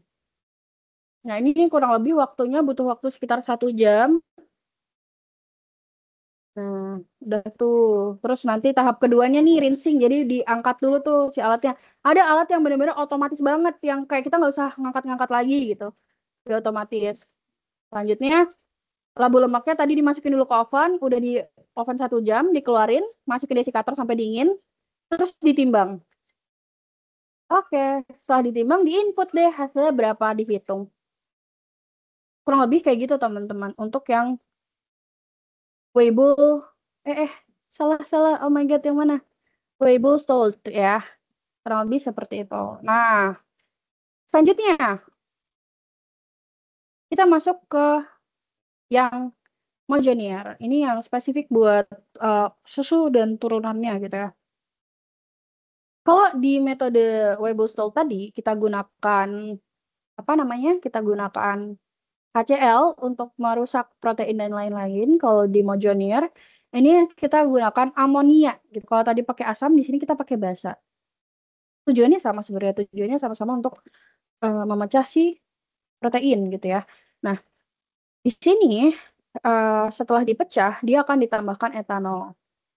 Dia akan ditambahkan etanol, fungsinya untuk apa? Untuk mencegah terbentuk emulsi yang stabil antara zat-zat yang sudah dipecah dengan pelarut-pelarut selanjutnya. Nah, selanjutnya akan ditambahkan campuran pelarut organik, tapi nggak dicampur. Jadi nambahinnya harus satu-satu, yaitu dietil-etil dan petroleum ether, sehingga lemak terekstraksi ke dalam fase organik. Nah, nanti yang udah terekstraksi, itu dipisahkan menggunakan satu alat namanya centrifuge. Kemudian setelah disentrifuge, dia larutannya akan dipindahkan tuh, larutan nonpolarnya dipindahkan ke suatu penampung. Biasanya kita pakai Erlenmeyer asah. Kemudian dievaporasi, diuapkan pelarutnya dan di oven, kemudian bobot lemaknya ditimbang. Nah, nih cara kerjanya kayak gini teman-teman. Untuk lebih jelasnya kita lihat aja langsung video berikut. Ini suara videonya kedengaran nggak kalau di teman-teman? Tidak. Enggak, Kak. Oke, baiklah. Memang Nggak ada harapannya tidak suaranya. terdengar. Ya, harapannya. Tapi suaraku terdengar ya pas aku menjelaskan video. Jelas. Terdengar. Oke, baiklah. Semoga bisa. Oh, tidak bisa lagi. Baiklah, kita akan lihat di sini saja. Oke, ini adalah lemak metode Mojonnier. Nah, biasanya sampelnya adalah susu bubuk, susu cair, dan turunannya. Turunannya itu ya turunannya produk dairy, apa sih biasanya yogurt. Terus skim milk powder atau SMP. Atau protein isolat, atau whey protein konsentrat gitu. Pokoknya segala sesuatu turunannya si susu gitu, produk dairy. Nah, ini alat-alat yang dibutuhkan, cepet juga ya. Ini labu Mojonnier, namanya bentuknya kayak gitu. Ini tempat nimbang labunya, shaker, terus labu lemak atau Erlenmeyer. Nah, ini ada gegep anti panas, oven, hot plate, terus ada penangas air, desikator, ada beker gelas kimia, gelas ukur, bulb, pipet ukur, baterai evaporator, cooler, pompa vakum, banyak ya alatnya ya, centrifuge, dan lain-lain. Nah, bahan-bahannya, sampelnya, kemudian indikator, terus ada amonia, etanol, dietil ether, petrol benzen, dan aquades yang dipanaskan. Cara kerjanya nih ya. Pertama, raknya disiapin tuh, dinomorin tuh. Biasanya sekali ISO tuh ada sekitar ya 24 sampai 36 sampel. Nah, ditulis sampelnya apa aja, Setelah itu kita timbang. Nah, labunya ini harus wajib kering gitu ya, biar nggak nempel-nempel. Kalau sampel susu bubuk biasanya kita timbang 1 gram. Kalau sampel susu cair biasanya 10 gram.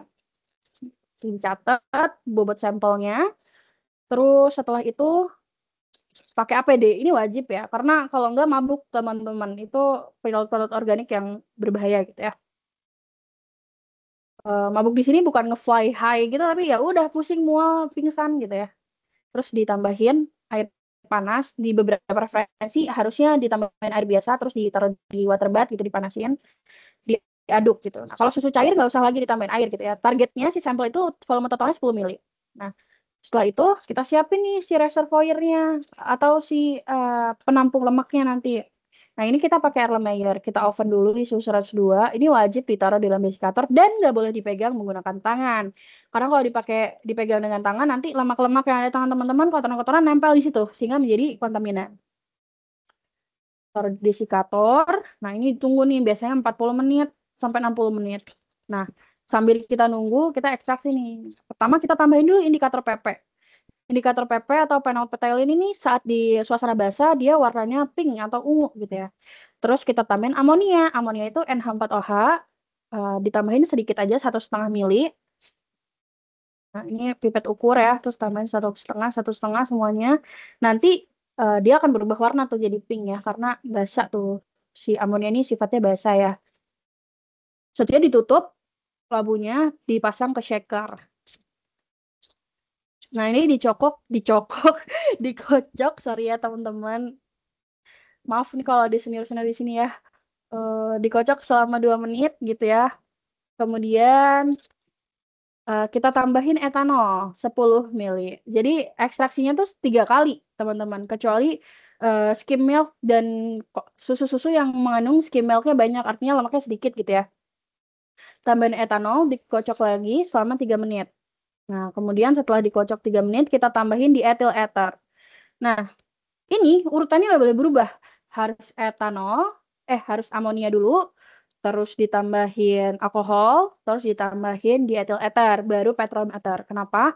Karena dia tuh jadi kayak semacam pengantar gitu ya. Kalau misalkan kita estafet tuh, ya harus ke orang ke-1, ke orang kedua, orang ketiga, nggak boleh ke 1, ketiga, kedua gitu ya. Karena kaitannya adalah dengan kelarutan si analit kita, si lemak kita itu di dalam sampel. Jadi, kan pada tahap pertama tadi kita tambahin amonia ya. Di situ yang terjadi adalah protein-proteinnya tuh hancur. Terlepas gitu. Lemak-lemak tuh terlepas dari ikatannya dengan protein ataupun karbohidrat yang ada. Nah, setelah itu, lemak nih kan udah sendiri nih ya. Dia harus tambahin etanol. Supaya apa? Supaya dia nggak balik lagi temenan lagi sama yang tadi teman-temannya itu ya. Terus setelah itu, etanol sifatnya apa teman-teman? Sifatnya polar ya. Dia larut dalam air ya, si etanol ini. Ditambahinlah di ethyl ether. Di ethyl ether ini sifatnya semipolar. Jadi dia bisa sedikit bergabung dengan air dan sedikit bergabung dengan minyak gitu. Tapi minyak pasti larut ke dalam si diethyl ether. Jadi di dalam diethyl ether itu nanti ada minyak dan komponen-komponen yang semipolar gitu ya, akan terlarut dalam diethyl ether. Nah, yang terakhir petroleum ether. Petroleum ether ini sifatnya nonpolar, lebih nonpolar daripada di ethyl ether gitu ya. Nah, sehingga yang akan terbawa ke petroleum ether itu hanya si lemaknya saja. Apakah yang terjadi jika tertukar? Yang terjadi saat tertukar adalah nanti, kita lihat dulu videonya. Kan kita tambah ini di ethyl ether 25 ml gitu ya, terus kita kocok gitu kan semuanya. Nanti kelihatan tuh perubahan-perubahannya. Oke. Nah, tadi kan warnanya ungu ya, terus ini warnanya jadi agak lebih pucat gitu daripada yang abal, karena tadi itu mulai sebagian terlalu ke dalam di ethyl ether gitu ya. Dikocok, set. Oke. Nah, dia nyalain vakum nih, pompa ini buat menarik nanti solvennya gitu ya. Terus kita lihat dulu di set nih si pompanya. Nah, ini namanya rotary evaporator. Di set suhunya di 70. Terus rotasinya 100 rpm. Sambil dipanasin ya. Nah, ini coolernya disetting di suhu 15 derajat. Nah, tadi kan udah ditambahin di ethyl ether tuh, ini setelahnya nih. Tuh kan warnanya lebih pucat ya, karena tadi sebagian terlarut gitu ya. Terus nanti ini ditambahin lagi petroleum ether. Nah, saat tertukar ya teman-teman, nanti dia tuh nggak akan terpisah kayak gitu tuh. Ini kan terpisah ya. antara si solvennya dengan si zat lain nih yang polar-polarnya. Nah, kalau kita nambahinnya kebalik, nanti tuh nyatu tuh jadi satu atau etanolnya ketinggalan gitu. Jadi satu tuh teremulsi gitu ya. Jadi kita nggak bisa memisahkan si solvennya. Lagi ini harus kenceng ya. Ini ekstrim case-nya adalah si tutup ini mental. Jadi karena di dalam situ kan pelarut organik ya, dia pas dikocok-kocok tuh dia build up vapor yang kalau misalkan tutupnya nggak kenceng ya mental gitu. Nah, ini kan udah terpisah tuh yang di atas ini adalah petroleum ether dan diethyl ether. Kemudian dia di centrifuge. Di centrifuge tuh diapain sih? Centrifuge tuh diputer, kenceng banget. Di sini pakai 600 rpm selama 2 menit. Jadi nanti di akhir dia tuh akan terpisah tuh si benar-benar terpisah secara sempurna gitu ya, nggak ada yang nyangkut-nyangkut lagi di pelarutnya. Nah, kita timbang labu lemak yang tadi kita dinginin yaitu Erlenmeyer gitu ya. Terus nanti hasil sentrifuge-nya yang udah terpisah itu harus kita tuang ke dalam si labu Erlenmeyer-nya ini.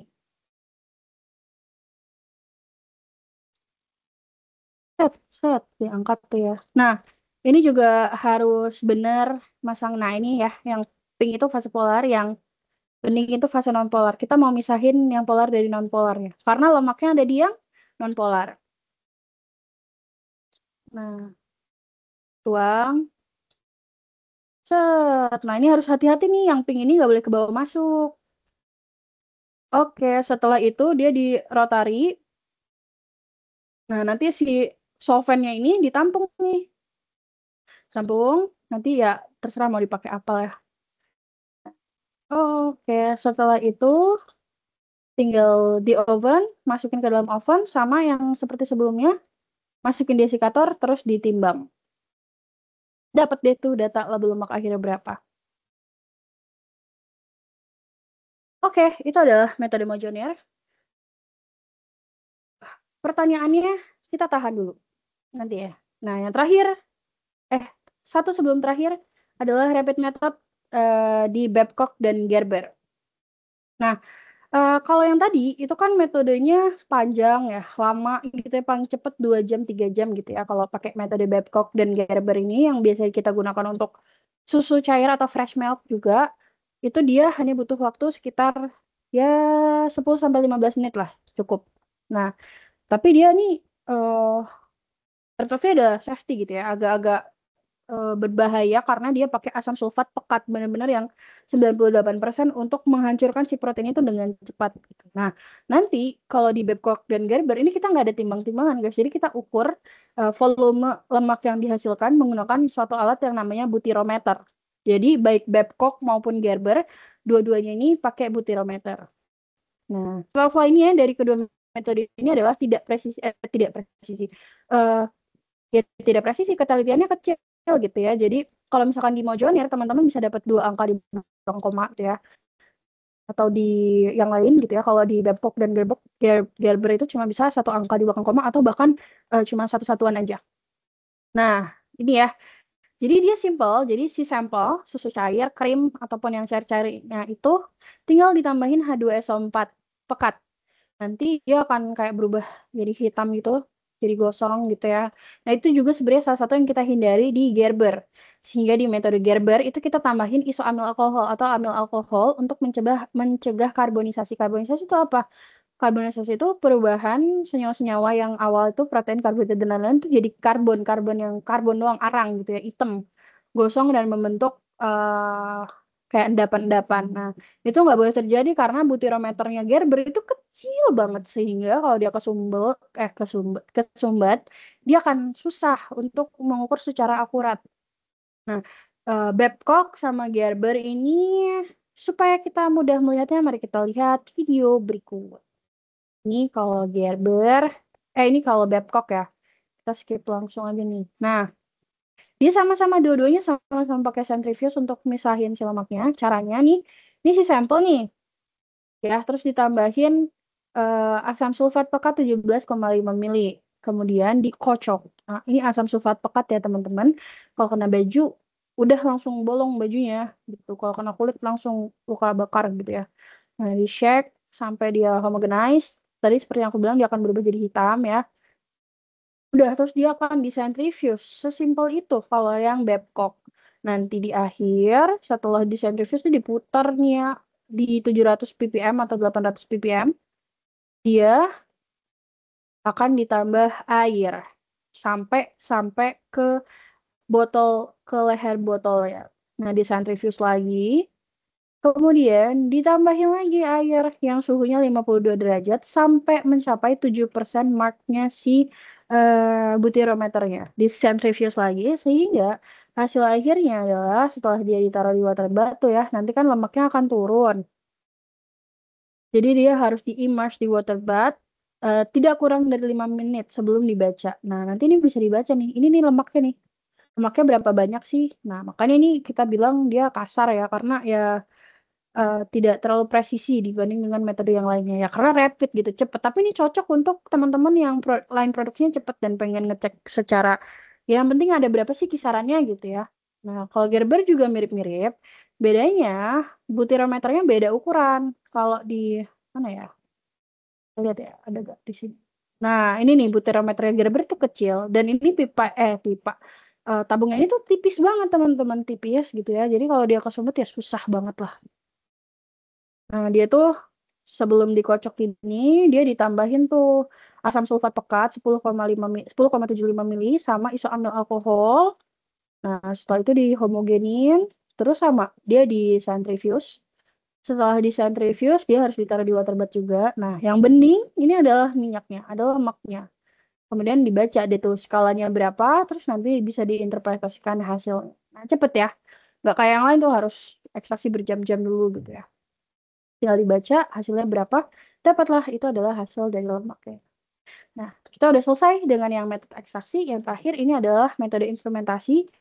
Tapi instrumentasi ini nggak akan kita bahas karena kemungkinannya sangat kecil sekali untuk teman-teman menggunakan ini nanti pada saat praktikum di mata kuliah analisis pangan gitu ya. Tapi aku akan share beberapa yang aku familiar dengannya. Jadi untuk instrumentasi ini aku familiar dengan 3 metode ini. Pertama ada FT-NIR, Fourier Transform Near Infrared. Kemudian ada Nuclear Magnetic Resonance dan GCFID. Nah, apa sih alat-alat ini gitu ya? Jadi alat-alat ini tuh menggunakan prinsip berbasis fisika seperti spektroskopi. Spektroskopi itu apa? Spektroskopi itu interaksi antara cahaya dengan molekul gitu ya. Intinya kalau kita ngelemparin cahaya, berapa sih yang diserap atau berapa sih yang dipantulkan lagi sama sesuatu molekul itu sehingga bisa diukur gitu ya. Untuk kromatografi terus kemarin udah aku bahas sedikit. Jadi dia memisahkan suatu komponen menggunakan fase diam dan fase gerak gitu ya. Nah, kalau di sini kita pakainya gas kromatografi. Jadi yang memisahkan si sampelnya itu adalah gas gitu ya. Kalau GC itu alatnya, FID itu detektornya. Detektornya si GC-nya itu namanya flame ionization detector. Nah, kalau di Aftenir prinsipnya itu jadi alat NIR ini akan menembakkan cahaya inframerah atau infrared yang frekuensi panjang gelombangnya itu ada di NIR infrared, di NIR itu ada di sekitar 4.000 sampai 12.500 nanometer min 1 bilangan gelombangnya. Terus nanti dia akan mengukur tuh berapa banyak sih yang berapa banyak sih yang dari si cahaya ini yang berinteraksi dengan molekul yang ada di dalam sampel. Nah, NIR ini canggih nih. Jadi sekali baca itu bisa ngeluarin beberapa sekaligus. Kalau misalkan teman-teman mau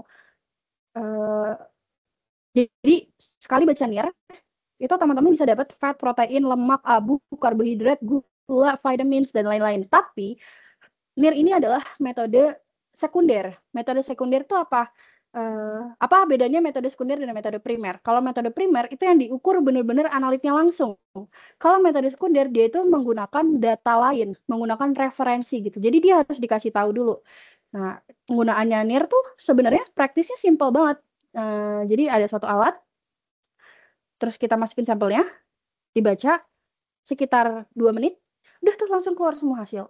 Nah, alatnya mahal-mahal, tapi yang lebih repot sebenarnya adalah mengembangkan metodenya.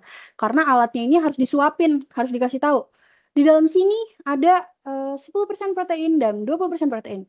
Dari satu sampel ini, dia minimal harus ada 120 data. Dan semakin banyak jenis sampel yang teman-teman punya, semakin banyak PR teman-teman untuk melakukan itu. Datanya dari mana? Datanya dari analisa metode primer. Jadi harus dikerjain tuh tadi, lemaknya harus pakai metode yang tadi Weibull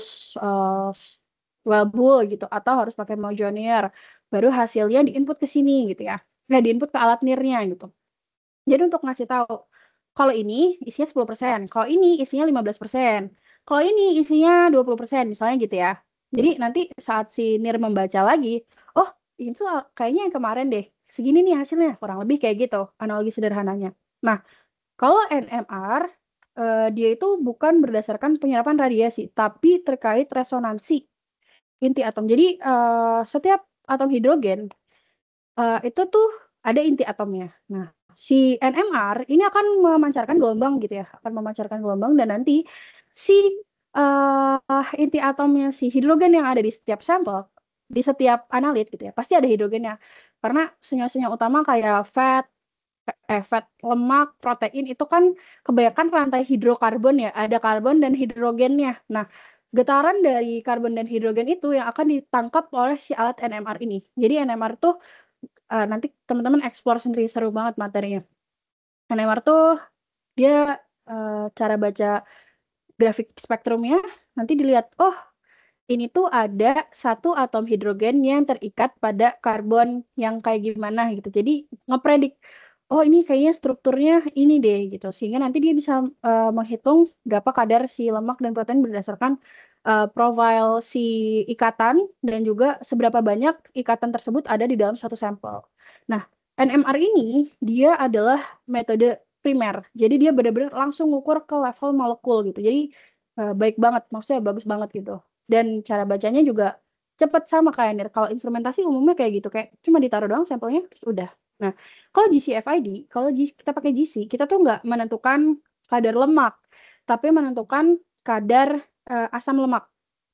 Jadi lemak itu kan tadi ya ada saturated fatty acid, asam lemak jenuh, asam lemak tak jenuh gitu kan, macam-macam. Terus kalau di GC itu penetapannya ya yang dicari itu adalah MUFA, mono unsaturated fatty acid, PUFA, poly unsaturated fatty acid. Jadi yang rantai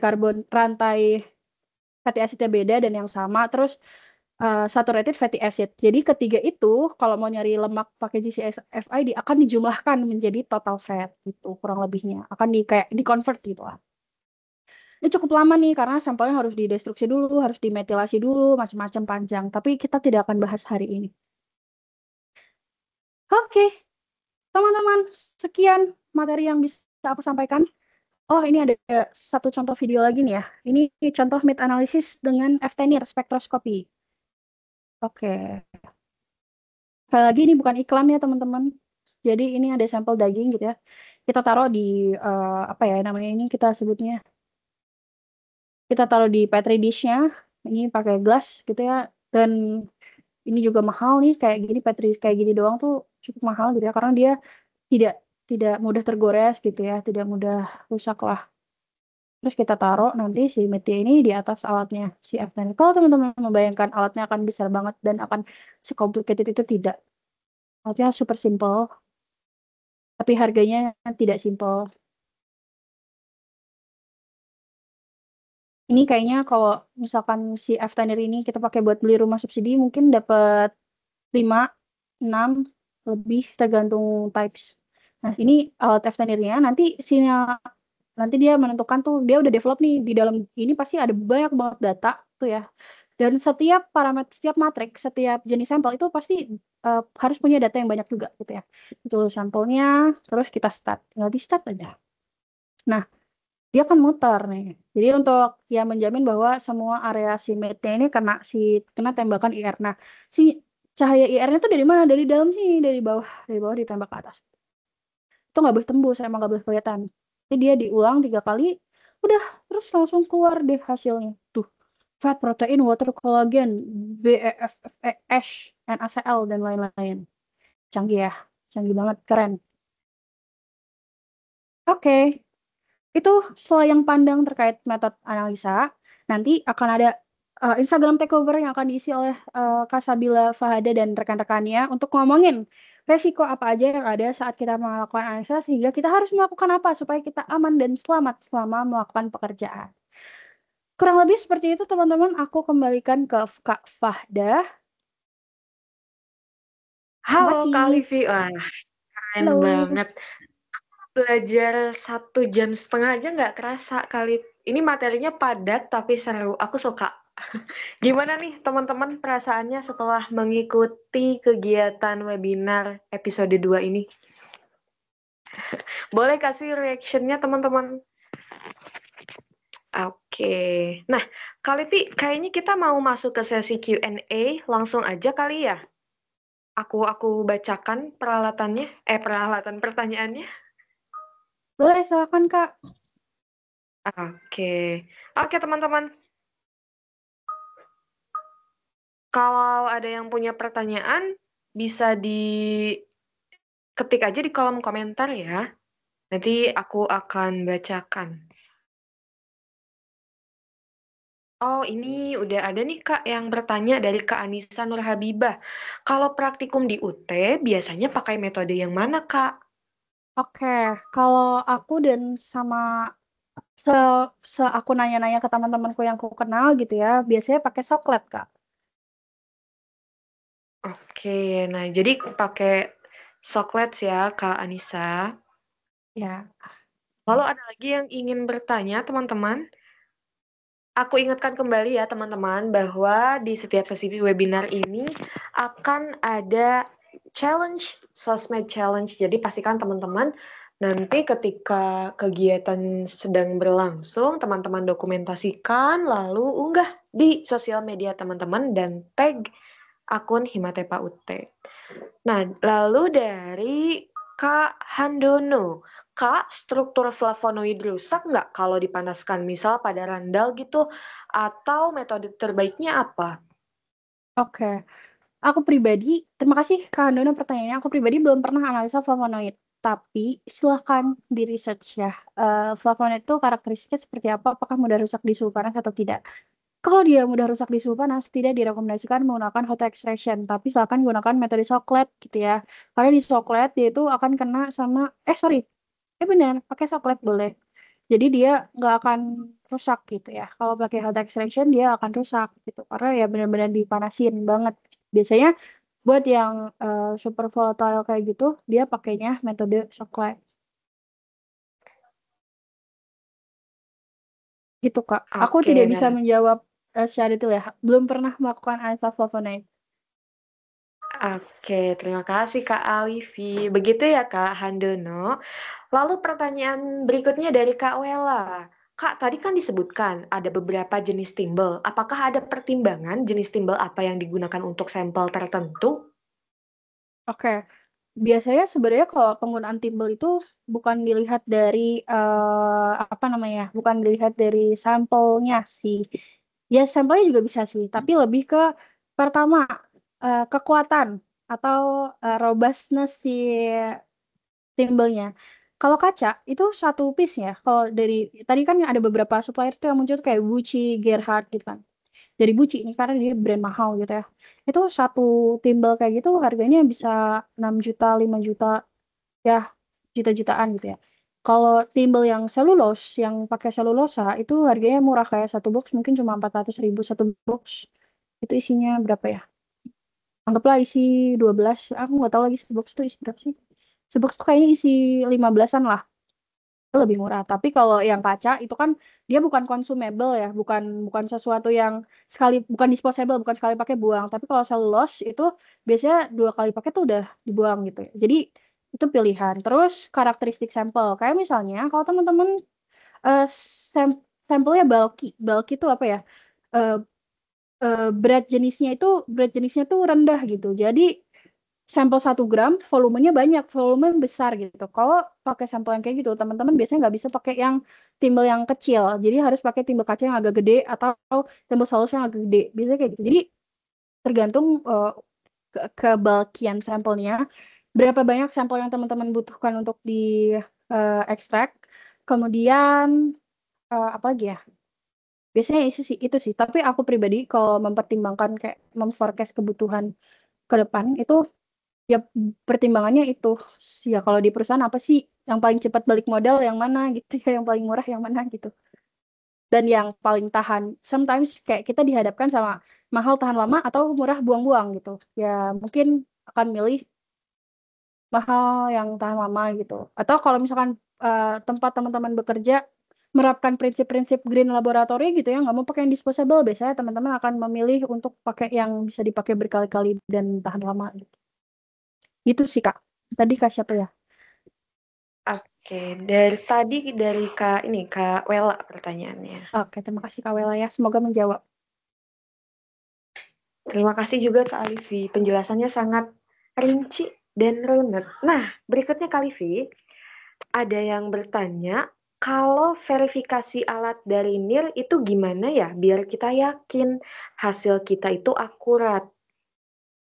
Oke, sebenarnya NIR alatnya itu nggak ada kayak si kalau spektrofotometri kan ada verifikasi panjang gelombang gitu ya. Kalau NIR tuh sependek pengetahuanku dia cuma PM aja kayak preventive maintenance untuk memastikan bahwa sinyal si lampu IR-nya itu bagus. Nah, tapi lampu IR-nya itu juga ada notification-nya gitu. Jadi saat lampu IR-nya ini udah agak berkurang kualitasnya, dia akan memberikan notifikasi bahwa lampu IR-nya harus diganti. Nah, verifikasi untuk memastikan hasilnya benar, karena NIR ini adalah metode sekunder, itu adalah dengan melakukan validasi metode. Validasi metode kemana? Ke yang primary.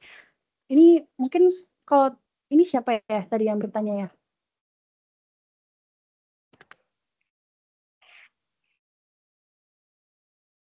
Dari Terkait Kak verifikasi. Rifki.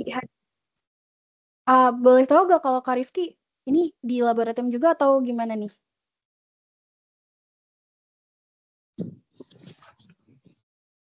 Halo Kak. Halo Kak. Iya Kak. Iya, aku di laboratorium juga BTW. Oke. Oke. Jadi aku menyesuaikan ini nih jawabannya kira-kira gimana. Nah, kalau misalnya kita melakukan verifikasi atau kualifikasi alat, itu kan paling mudah kalibrasi kalau ngomongin alat gitu ya. Tapi karena NIR ini metode sekunder tadi, jadi kualitas lampunya seperti apa, kemudian bagaimana sih nilainya kalau dibandingin sama metode metode primer. Nah, caranya adalah kita harus punya kontrol. Jadi misalnya kita melakukan kalau di primer itu kan ada kontrol sampel ya. Biasanya kalau udah 17025 pasti punya kontrol sampel gitu ya.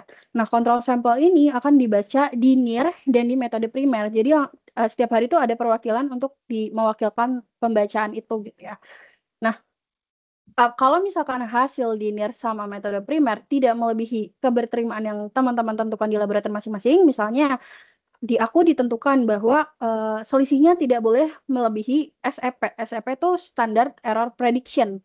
Jadi pada saat kita awal memvalidasi metode NIR ini, kita kan punya data tuh ya ribuan data ya antara NIR dan si primary. Kemudian kita harus membaca lagi minimal 25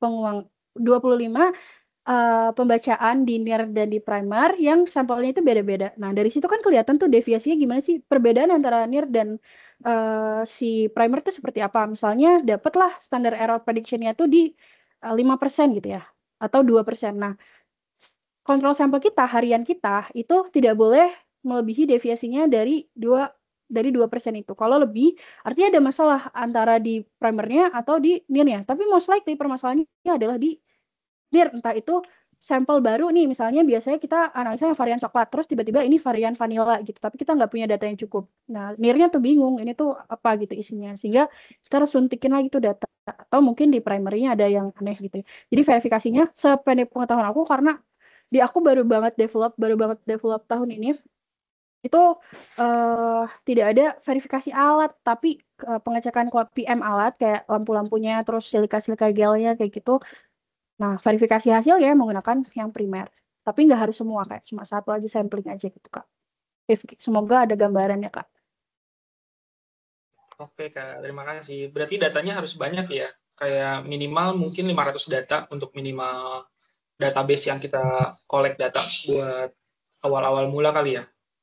Jadi untuk penggunaan NIR kalau di dairy products itu ada ISO-nya, tapi aku lupa nomornya berapa. Mungkin nanti Kak Rifki boleh kontak aku ada di grup, tanya ke aku, nanti aku kirim referensinya. Tapi sependek ingatan aku berjalan, minimal di satu varian itu ada 125 data yang disuntikan gitu. Jadi kalau kakak punya 10 varian ya harus ada masing-masing 125, nggak boleh misalnya kakak punya 2 varian gitu. Yang satu 200, yang satu 50. Untuk memenuhi 250 nggak kayak gitu. Jadi setiap varian 125. Kalau nggak salah kayak gitu, Kak. Oh iya, oke. Makasih, Kak. Ya, terima kasih kembali.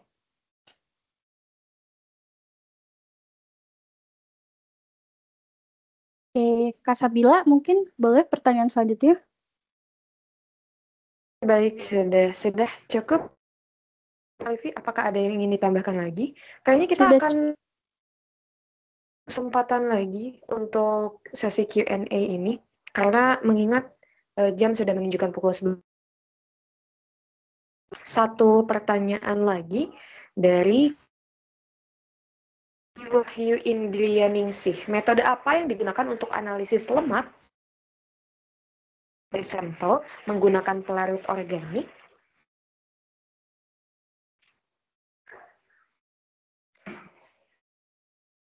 Oke, semuanya pelarutnya pelarut organik ya, kayak yang dari tadi kita sebutin gitu ya. Si coklat, trandal, dan lain-lain umumnya memang pakai pelarutnya pelarut organik karena titik didihnya rendah dan non-polar gitu sih, Kak. Di petroleum ether, di ethyl ether tuh pelarut organik gitu. Pelarut non-polar.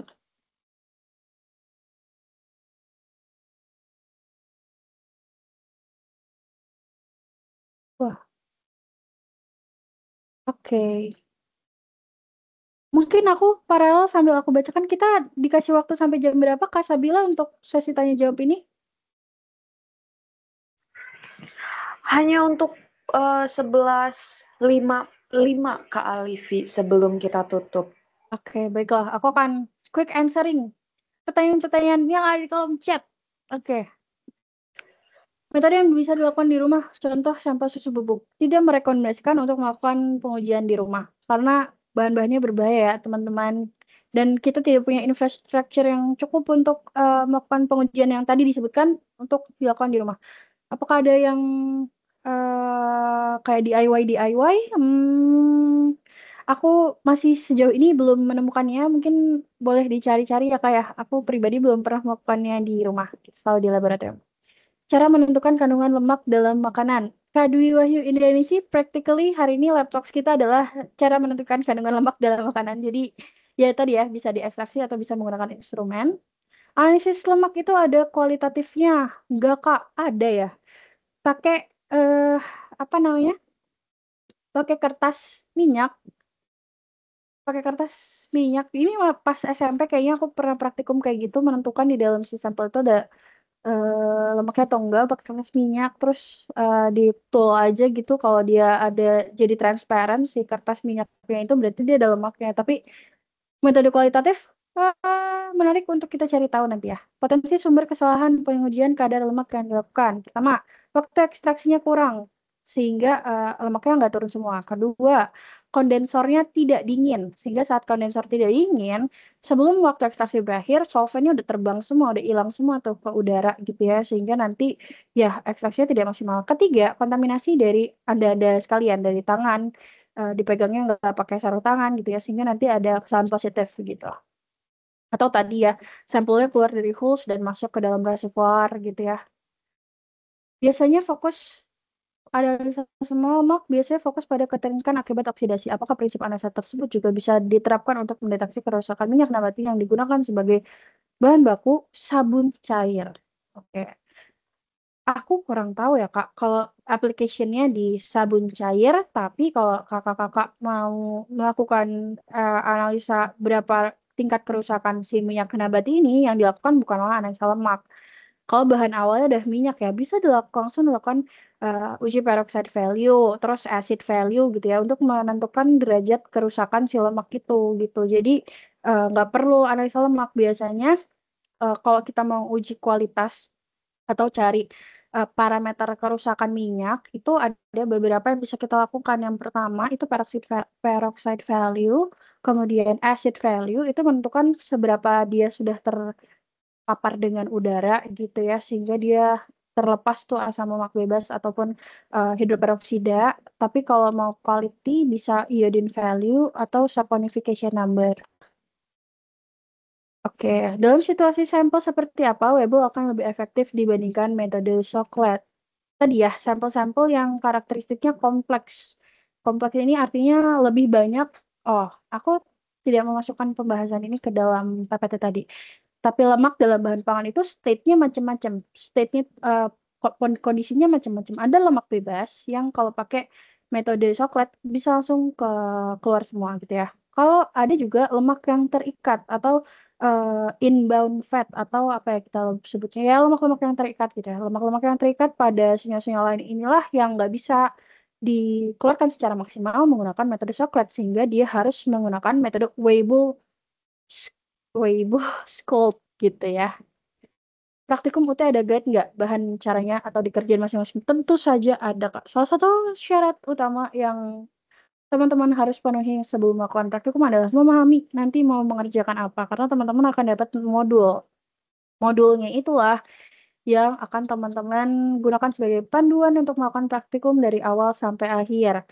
Sampel bawa sendiri nggak, Kak? Kata Kak Regina. Tidak. Jadi nanti di sana teman-teman akan bikin sendiri sampelnya. Misalnya teman-teman diajak bikin bakso gitu. Nanti teman-teman diajak juga analisa si bakso itu bukan hanya lemak, tapi juga proximat lainnya dan juga mikrobiologi, sensori, macam-macam. Oke, mungkin itu aja. 55. Sekian aku kembalikan ke Kak Sabila. Oke, terima kasih Kak Alivi. Baik, teman-teman, untuk mengakhiri sesi webinar hari ini, mohon teman-teman untuk open cam. Jadi nanti kita akan melakukan dokumentasi. Silakan teman-teman dibuka kameranya. Nanti Kak Alivi minta tolong di guide ya untuk melakukan dokumentasinya. Oke.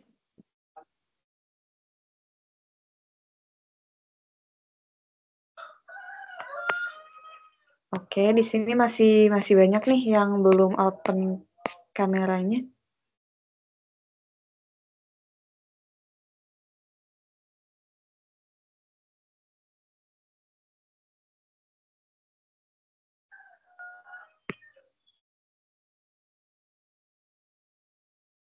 Ayo, on cam.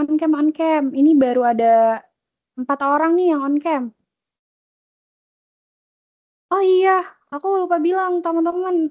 Jangan lupa di screenshot ya sesi hari ini buat nanti di presensi itu teman-teman harus mengupload bukti bahwa teman-teman hadir. Yaitu salah satunya dengan men-screenshot agenda kita hari ini. Gitu.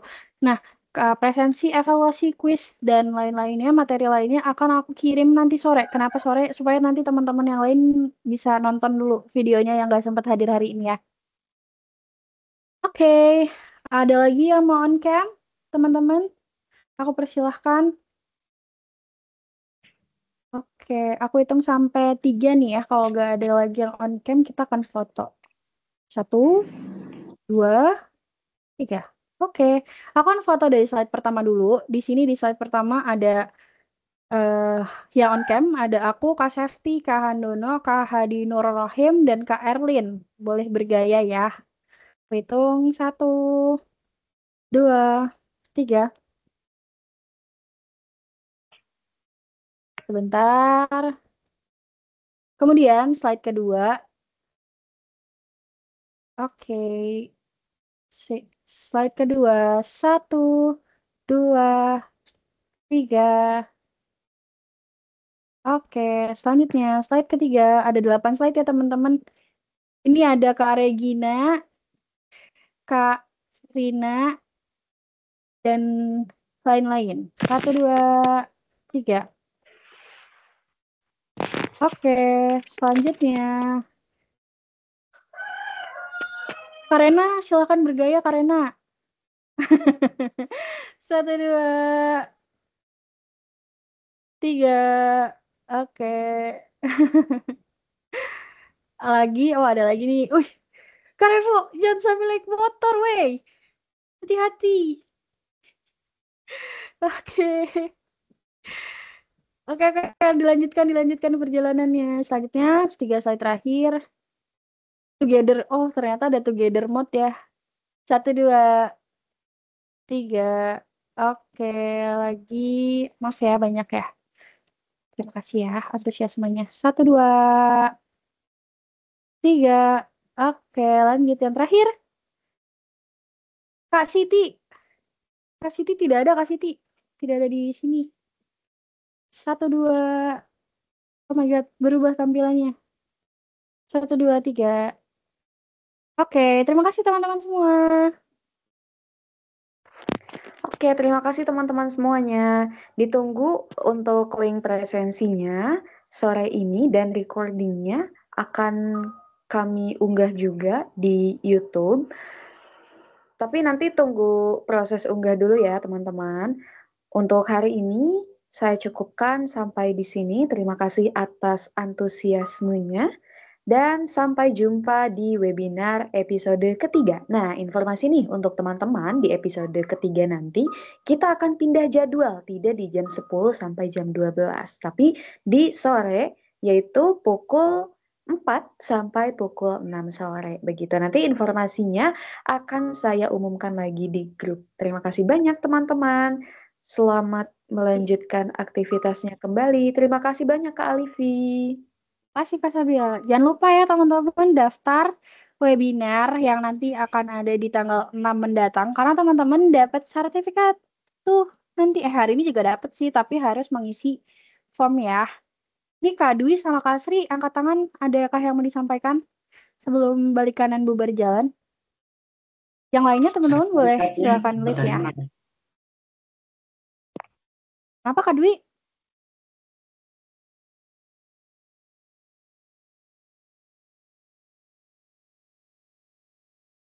Oh, kepencet ya kayaknya. Oke, semuanya terima kasih ya. Aku izin live.